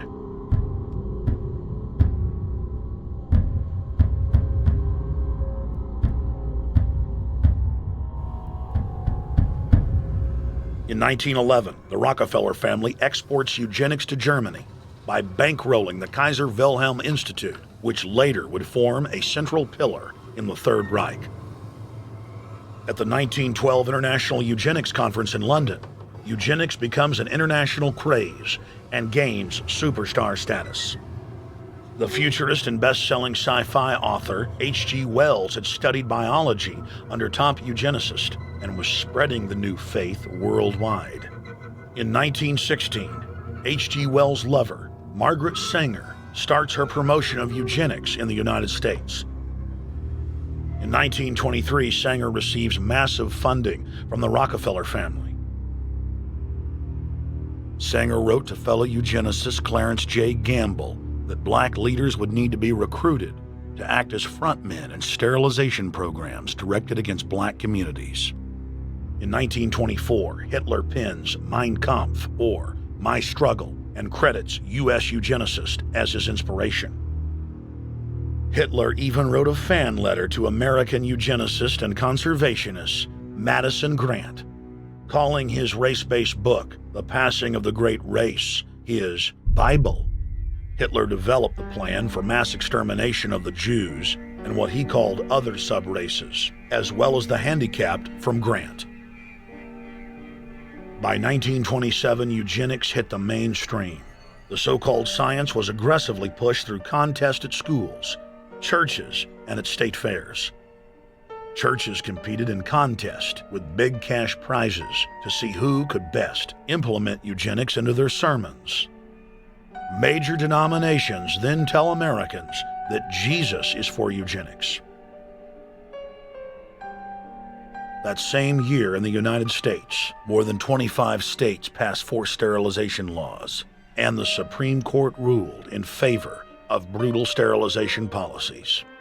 When Hitler came to power in 1933, one of his first acts was to pass national eugenics laws, modeled after laws in the United States.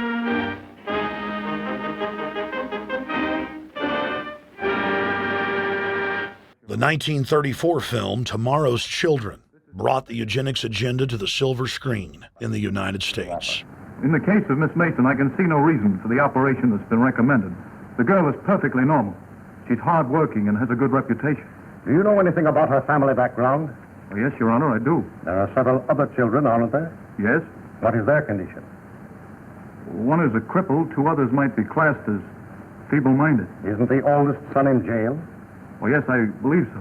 And knowing all that, you still contend that this girl should be allowed to bring more people like that into the world? She's sound, Your Honor. She's not anything like the rest. Surely she should be given a chance to work out her own salvation. I can't agree with you, Doctor.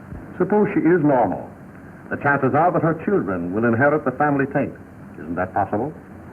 But, Your Honor, I'm sorry, Doctor. 3 generations of unfit are enough. Petition not allowed. By 1936, Germany had become the world leader in eugenics for taking effective actions to sterilize and euthanize hundreds of thousands of victims. The big 3 of American eugenics, Davenport, Laughlin, and Goethe, were dispatched by the Rockefellers to Germany, where they advised the Nazis on the fine-tuning of their extermination system. With the strong support of the U.S. and England, Germany had gone over the edge, and tens of millions would pay with their lives. At the end of the war, the Allies protected from prosecution the very Nazi scientist that had tortured thousands of people to death. The Nazi brand of eugenics had embarrassed the elites, but they had no intention of stopping their plans. The Allies literally fought with each other over who would get top Nazi eugenicist. It didn't matter if the SS doctors had tortured tens of thousands to death. They were free to go. The Angel of Death, Joseph Mengele, and his boss, Ottmar von Verscher, were not prosecuted, and von Verscher even continued his work in Germany after the war. Eugenicists were angry that their great work had been exposed. They then scrambled to camouflage their agenda. Eugenics Quarterly became Social Biology. The American Birth Control League became Planned Parenthood. New terms like transhumanism, population control, sustainability, conservation, and environmentalism replaced racial hygiene and social Darwinism.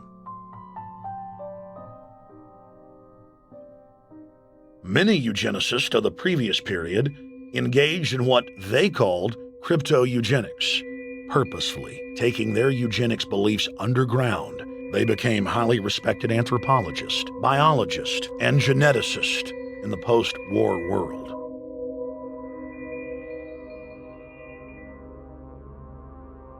The Allies then smuggled thousands of Nazi scientists out of Germany and placed them in key scientific positions, ranging from bioweapons to rocketry throughout the military-industrial complex. The founder of IBM was a devout follower of Hitler. Thomas J. Watson had supplied his punch card computers and IBM technicians to the Nazis for use in the death camps. Tattoos on camp victims were IBM human identification numbers, which fed into the computers. IBM had used similar punch card systems as early as 1928 in a Jamaican race mixing study. The first real computers were literally invented by a eugenicist for eugenics. UN chieftain and unrepentant eugenicist Julian Huxley argued that since the leaders of eugenics had founded the environmental and conservation movements, that they should be used as vehicles in the formation of a world government. Just as H.G. Wells had envisioned, this government would be controlled by a scientific dictatorship and would be guided by the principles of eugenics. Huxley created the World Wildlife Fund with Bilderberg founder and former SS officer Prince Bernhard of the Netherlands and Prince Philip of England. In the event that I am reincarnated, I would like to return as a deadly virus in order to contribute something to solve overpopulation. Prince Philip, reported by Deutsche Presse-Agentur DPA, August 1988.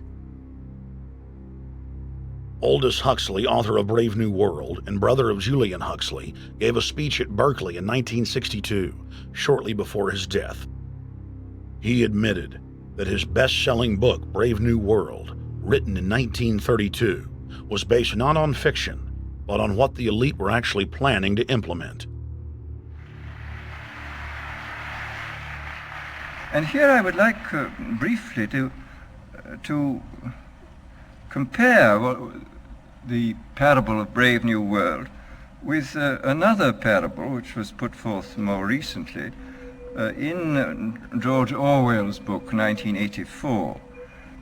I'm inclined to think that the scientific dictatorships of the future, and I think there are going to be scientific dictatorships in many parts of the world, will be probably a good deal nearer to the Brave New World pattern than to the 1984 pattern. They will be a good deal nearer, not because of any humanitarian qualms in the scientific dictators, but simply because the Brave New World pattern is probably a good deal more efficient than the other.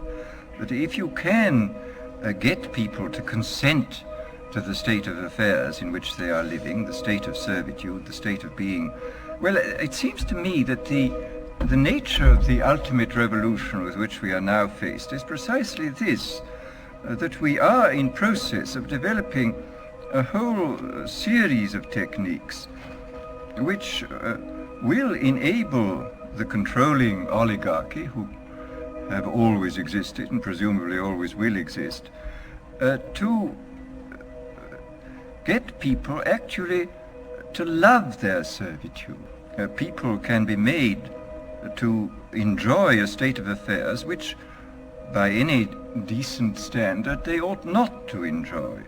And these methods, I think, are a real refinement on the older methods of terror, because they combine methods of terror with methods of acceptance. But then there are various other methods which one can think of. There is, for example, the pharmacological method. This was one of the things I talked about in Brave New World.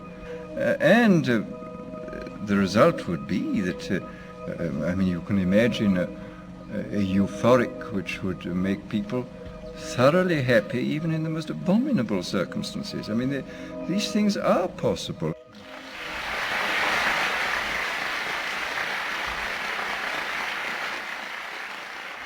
The elite have left a massive wave of destruction behind them as they cold-bloodedly experiment on civilian populations as if we are lab rats. A string of congressional investigations has uncovered more than 20,000 secret tests that were carried out against the American people between 1910 and 2000.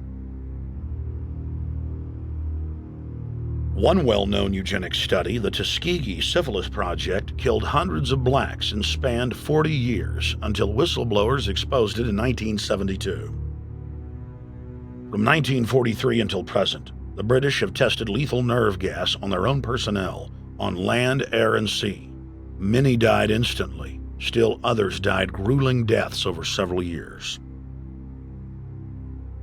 The federal government commissioned secret radiation experiments on thousands of non-consenting patients. Hundreds of hospitals in the U.S. injected healthy men, women, and children with uranium and plutonium at dosage levels ranging from non-therapeutic to lethal, killing many of the test subjects. Pregnant wives of GIs were given vitamins by base doctors that actually consisted of highly radioactive uranium-239 and plutonium-241, resulting in violent miscarriages and the death of the mothers.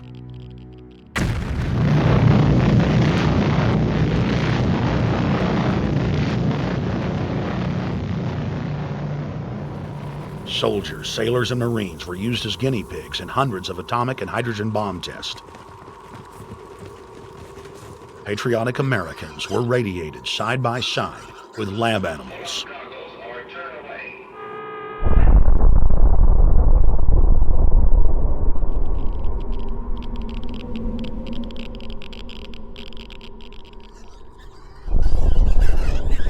Pilots were forced to repeatedly fly through mushroom clouds of DNA-destroying radiation.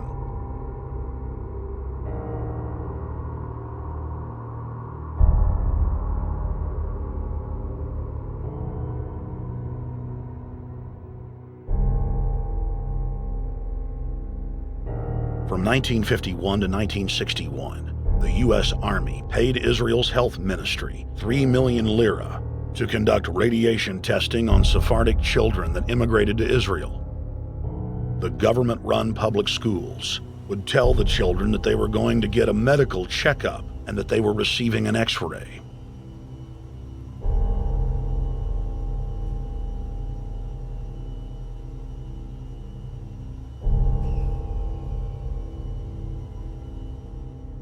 The Pentagon had already radiated more than 4,000 institutionalized children in the United States, many of which had died. More than 110,000 of the darker-skinned Jews were given 35,000 times the maximum dose of X-rays to the head repeatedly. Many of the children died within months. All of them lost their hair. Some still live today and endure excruciating health problems. The covert testing of chemical, biological, and radiological agents on unsuspecting populations continues worldwide today. From 1940 to 1979, the vast majority of the British population was sprayed by aircraft more than 2,000 times with deadly chemicals and microorganisms without ever being told. In 1968, the Pentagon tested a deadly bioweapon on New York subways and placed personnel in local hospitals to monitor the effects. Aggressive sterilization of men and women continued in many states until the mid-1980s. The United States and England are currently testing pesticides and highly toxic experimental drugs on tens of thousands of healthy foster children, many of which die as a result of the experiments. Prisons across the nation have forced inmates to participate in grisly experiments, ranging from pesticide studies to having tablets of dioxin sewn into their backs.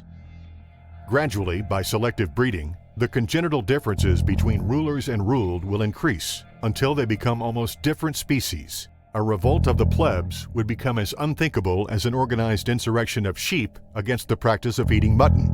Bertrand Russell. H.G. Wells, Aldous Huxley, Bertrand Russell, and hundreds of other eugenicists constantly bragged about how the establishment believed themselves to be a separate, more advanced species than the common man. Top eugenicists were bold enough to admit that their real goal was not improving the heredity of the commoner, but to further dumb them down so that they could be more manageable. Nobel Prize winner Russell wrote at length about how vaccinations filled with mercury and other brain-damaging compounds would induce partial chemical lobotomies and develop a servile zombie population. Diet, injections, and injunctions will combine from a very early age to produce the sort of character and the sort of beliefs that the authorities consider desirable, and any serious criticism of the powers that be will become psychologically impossible. Bertrand Russell.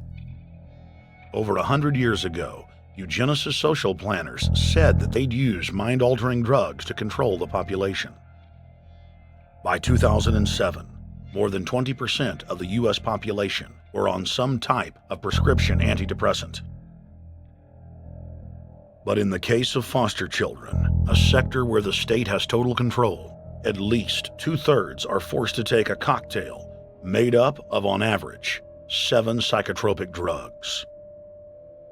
Chairman of the Texas Society of Psychiatric Physicians, Joe Burkett, testified before the State House Select Committee hearing on psychotropic drugs in foster care and shocked the public when he said that 2/3 of foster children in Texas had been placed on psychiatric drugs because they were very, very sick from a bad gene pool. A lot of these kids come from bad gene pools. They don't have stable parents making good decisions. Besides the gene pools, they've then been traumatized by abuse, neglect, and problems, and then they've been traumatized by separation, and all those things predispose to mental illness. The Western world is now implementing eugenics pre-crime policies. Fetuses are now being pre-screened according to family histories of crime. From Portland, Oregon to London, England, Child Protective Services are enrolling newborn children into criminal databases at birth and forcing them to attend probation hearings at age 2. The overlords of scientific dictatorship are ruthlessly prosecuting a war on our most defenseless. In December of 1974, the U.S. government made third world population reduction a central national security issue. The operation plan, titled National Security Study Memorandum 200, was simply a regurgitation of the British Commission on Population created by King George VI of England in 1944. Which openly stated that populous third world nations posed a threat to the international elite's monopoly of global power.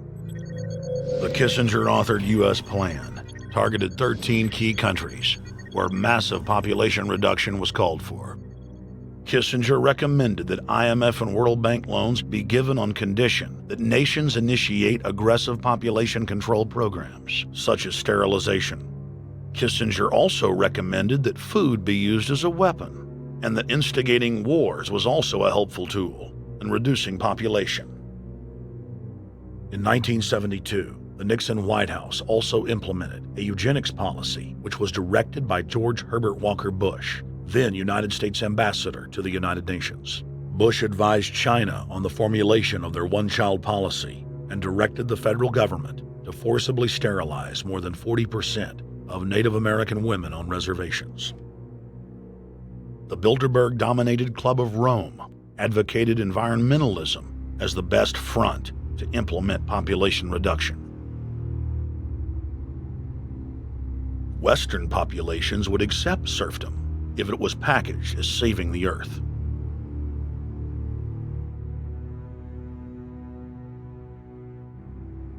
Industrialization of Africa, Asia, and Latin America could be blocked. Citizens would more willingly give up their national sovereignty if it were sold as a way to help the planet. The think tank also concocted the peak oil fraud as a way to create artificial scarcity. And the Club of Rome has been aggressively pushing a global carbon tax as a way to fund their planetary government. In the draft copy of the United Nations Global Biodiversity Assessment, it states very clearly that we must reduce the human population from its current level of about 6 billion people down to about 1 billion people. In the 1970s, South Africa developed race-specific bioweapons to target blacks and Asians, and then subsequently sold the technology to Israel in the mid-1980s. In September of 2000, the Project for a New American Century published a document in which Dick Cheney described race-specific bioweapons as politically useful tools. And somebody mentioned, well, why would they want to reduce the human population when that means less money for them? Most people have no idea. They're not after money. They have all the money they need. They're after power. That's their aphrodisiac. The overlords of the New World Order are now aggressively pushing for a worldwide one-child policy. The Chinese one-child policy was phased in gradually. In the 60s, when it began, you only had to pay a tax penalty. Only later did they imprison you if you had more than one child. Now the exact same proposals to penalize couples who have more than one child are being made in the United States, England, and Europe. In the push to reduce global warming, children, according to some, are the new culprits. A think tank in the UK says too many kids are what's making the planet worse, saying large families, anything over 2 children really, should be frowned upon as an environmental no-no, akin to not reusing your plastic bags, driving one of those big gas-guzzling cars, taking long trips overseas. The UK, in fact, has negative growth. I think Canada does too. That still, families in our rich countries shouldn't have more than 2 kids. In 1998, Ted Turner pledged to give more than $1 billion to the United Nations to be spent in the implementation of population reduction policies planet-wide.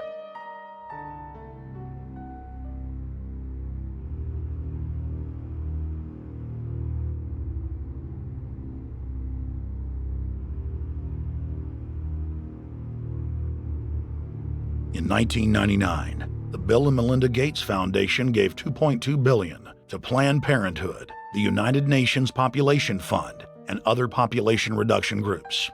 By 2007, the Gates had given more than $30 billion, almost exclusively to population control groups.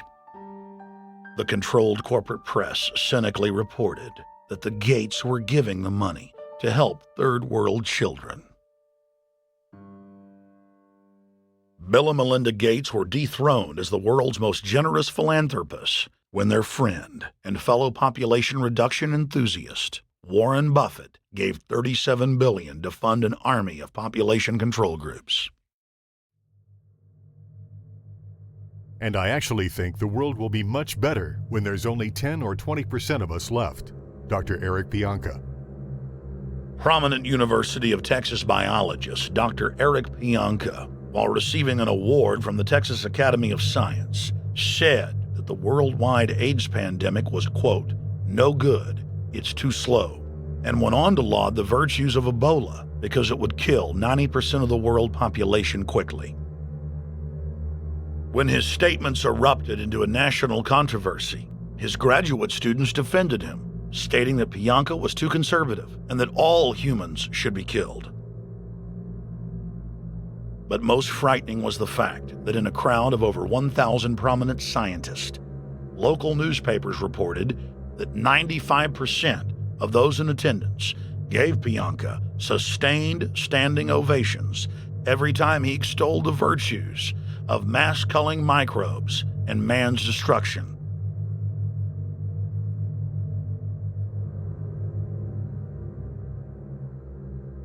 China was able to turn the corner and become the leading world superpower because they have a police state and they are able to force people to stop reproducing.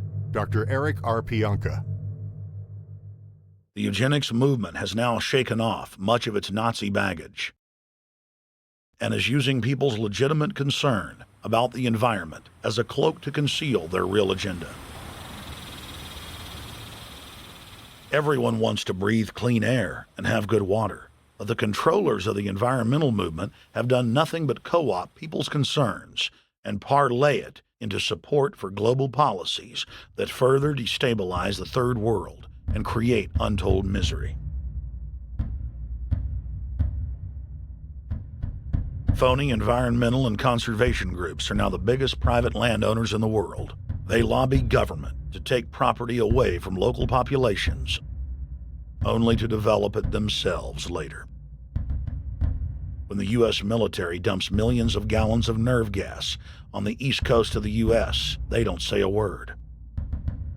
Thousands of companies are creating transgenetic cross-species hybrids, splicing plants, animals, and insects, and releasing the new organisms into the global biosphere, vandalizing the very genetic code of the planet. And large environmental organizations do nothing.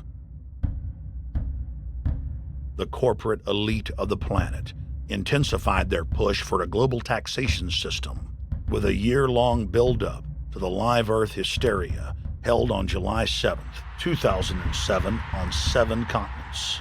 World leaders announced that saving the Earth was the new organizing principle for humanity and hailed it as the planet's new religion. They claimed that CO2, which plants breathe, was killing the Earth, and that we must reduce the number of children we have to curtail our carbon footprint. Countries across the world marked the day by passing new carbon tax schemes and raising taxes on gasoline, natural gas, and electricity. It is a scientific fact that the sun is the main driver of planetary climate, and the measurements are clear. The sun is becoming hotter, brighter. It has been slowly increasing thermal output in the last 100 years, causing warming not just on Earth, but throughout the solar system. But the scientific facts and even the order of the planets didn't matter to one of the chief organizers of Live Earth, David Mayer de Rothschild, heir to the British arm of the Rothschild fortune, when we spoke to him. When I called Rothschild on the order of the planets, he just laughed, thinking the audience wouldn't get it. He continued to count on the population's ignorance and claimed that the global warming lobby has nothing to do with carbon taxes. I guess he hadn't spoken with his good personal friend, Al Gore. Global warming, the time for debate is over. I think what you have to realize is that being environmentally sensitive and making money aren't mutually exclusive. There's a lot of money to be made in addressing this issue. But you guys are gobbling up all the world's concern to just simply line your pockets and make kids read your book in schools and do all this. It's a business, just like you said, Rothschild. It's not. Do you think I make any money out of this? It's the same thing. It's the same thing your your money-changing ancestors did. They're in Germany, Red Shield, and I'm calling you out, Red Shield. We know it's a scam. A pollution-based tax system, principally CO2. We're causing it mainly, vast majority of it. The consequences are bad and will be catastrophic unless we act. The polar ice caps of Mars are receding at several miles a year, much faster than ours. And that the moons of Saturn and Jupiter are melting. In fact, several of their moons were ice and are now liquid seas. Now, how are SUVs causing that, David Rothschild? That's because those planets are closer to the sun, my friend. No, Jupiter and Saturn are not closer to the sun. Neither is Mars. Yes, sir.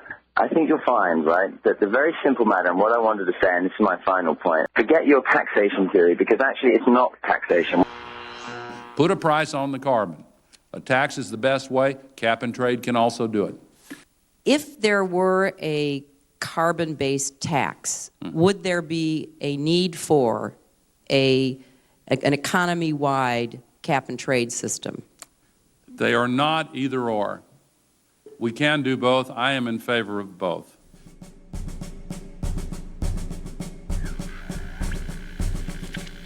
The architects of the New World Order are in a race to complete the structure of world government so they can suppress the independent development of technologies that threaten their monopoly of power, while at the same time steering new developments in the direction the architects chart for humanity.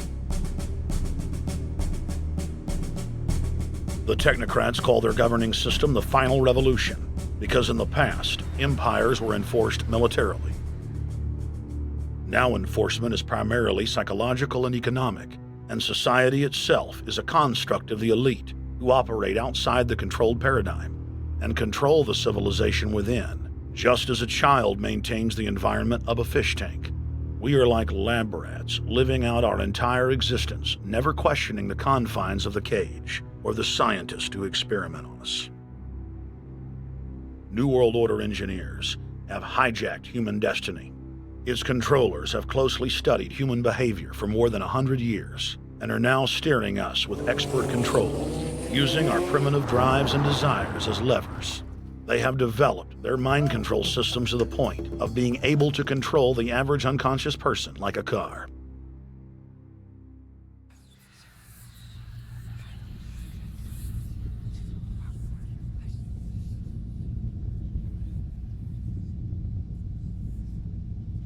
Eugenics dominated the 20th century. Its ruthless spirit has now metastasized into the fields of genetics, nanotech, and robotics. But that's not surprising. From their inception, all three disciplines have been dominated by eugenicists.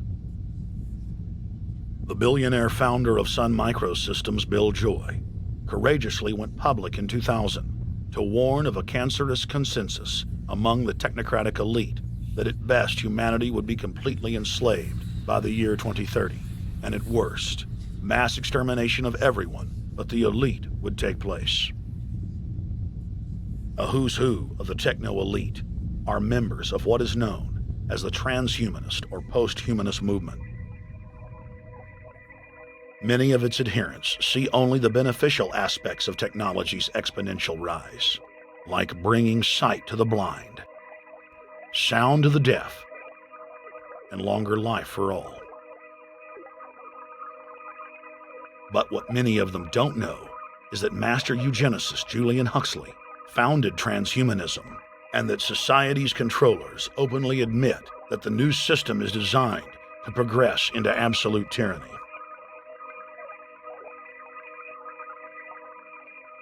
Leading transhumanist Ray Kurzweil boasts that technological advancements will allow those that can afford it to live forever, but admits that most won't be able to keep up with the new master race. The drive for world government is now all about who will control and have access to radical life extension systems. Biological evolution is too slow for the human species. Over the next few decades, it's going to be left in the dust. Transhumanists believe that they will attain the fountain of youth by merging with technology. Now, it may be within their reach. Decades ago, transhumanists said that if you did not accept augmentation or enhancements, you would no longer be able to get jobs. And now it's happening today. The elite who occupy the commanding heights of digital reality are suicidal nihilists. Suicidal nihilists know that there is no longer any substantive purpose to their willing, but they would always prefer to go on willing than not to act at all. They can very happily ally themselves with the notion of nuclear holocaust or perfect exterminism. Technology has become so powerful in its capacity for destruction that free humanity cannot afford to let psychopathic technocrats with delusions of grandeur repeat the mistakes of their forebears, because it is highly probable that this time they may destroy everything, including themselves in their mad rush for godhood.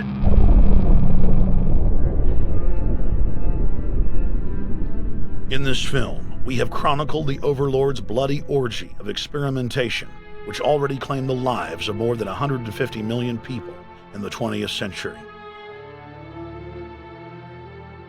And now, they are promising to deliver an invincible tyranny that will dwarf their past exploits. In the days of World War II, there were sovereign nations and armies to stand against Hitler's final solution.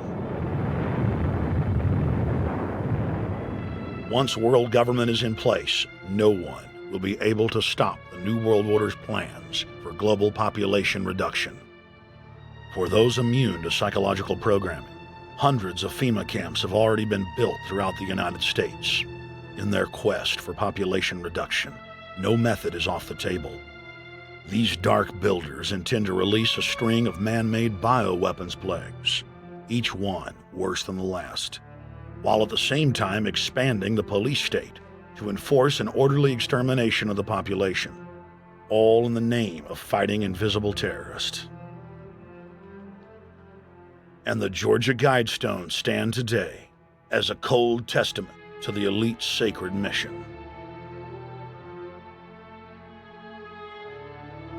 To have a two-class system where the underclass are forced to live as slaves in tiny enclosed cities, while the elite enjoy the land of the earth, evolve into superhumans with the aid of advanced implantable technologies, live eternal lives, and travel throughout the cosmos. This is the promise given to the inner members of the New World Order and the agenda of the Bilderberg Group.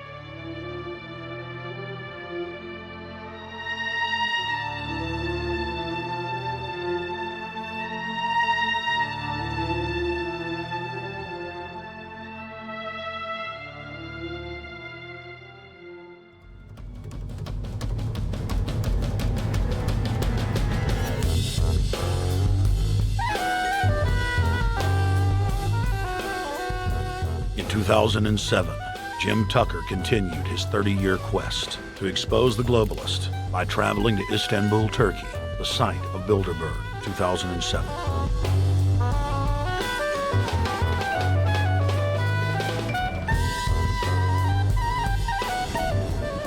Jim Tucker, thank you for coming on, my friend. It's always fun. Jim, tell us what you saw today when you were out at the Ritz Hotel. We were at the Ritz-Carlton. It looked like a typical Bilderberg scenario. They had the armed guards all around the place.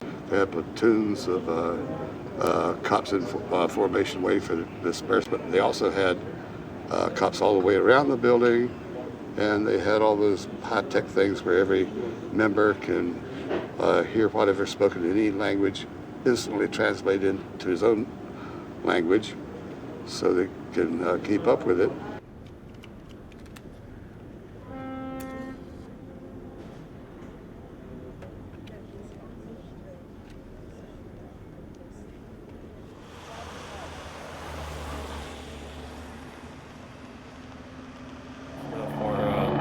Spotlight did, I'm doing the same thing for American Free Press.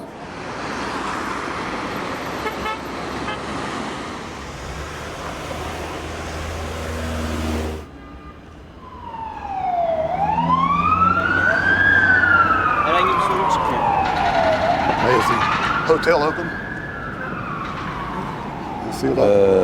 Çünkü İngilizce bilen var mı? Ben bilmediğim için. Let's just ask him directly.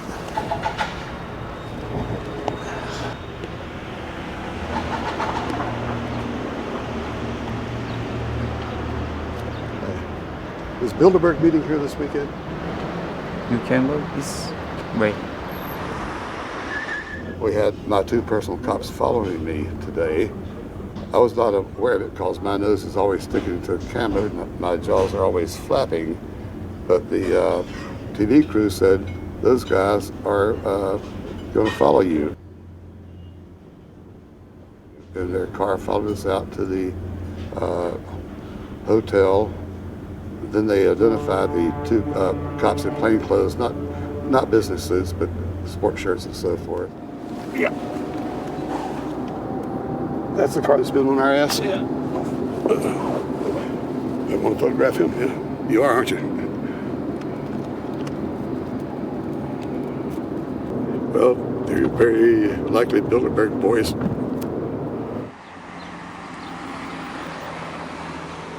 John Elkin, owner of Fiat and a fellow Bilderberger, thought that they could take a stroll off the grounds without being noticed by the commoners.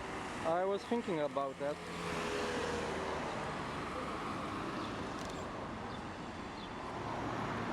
This Bilderberg attendee sneered at our camera.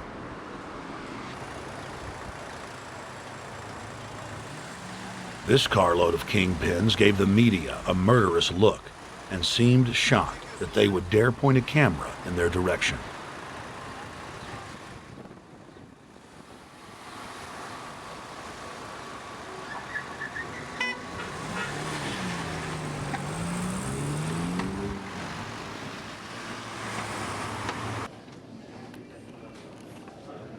In 2007, the Bilderberg Group received the heaviest global coverage in its history.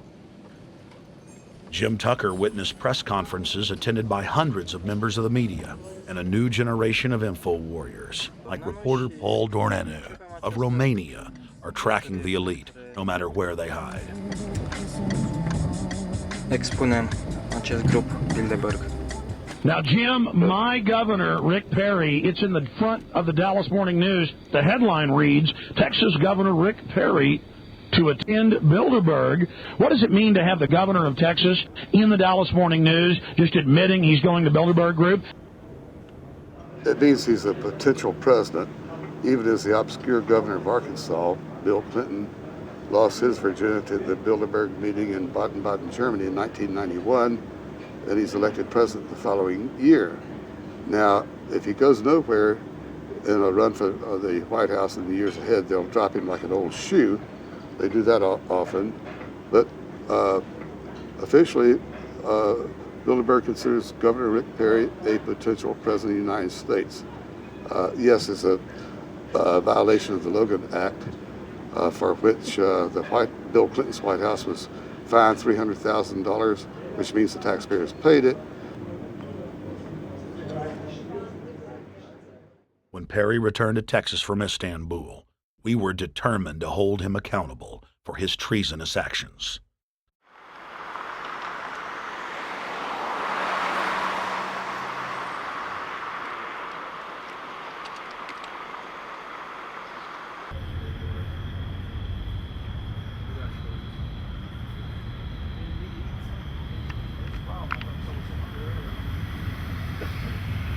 We don't want our roads, our water, our power plants, our entire infrastructure turned over to the New World Order. And we tell you now the people are rising up and learning what you're doing, and they're angry. And they're tired of it. Stop enslaving us. Stop setting up tyranny. Stop going along with the New World Order plan if you've got any soul left, Rick Perry. The First Amendment still exists, Perry, and we're back here again tonight, telling you we're not going to put up with it. Long live the Republic. We shall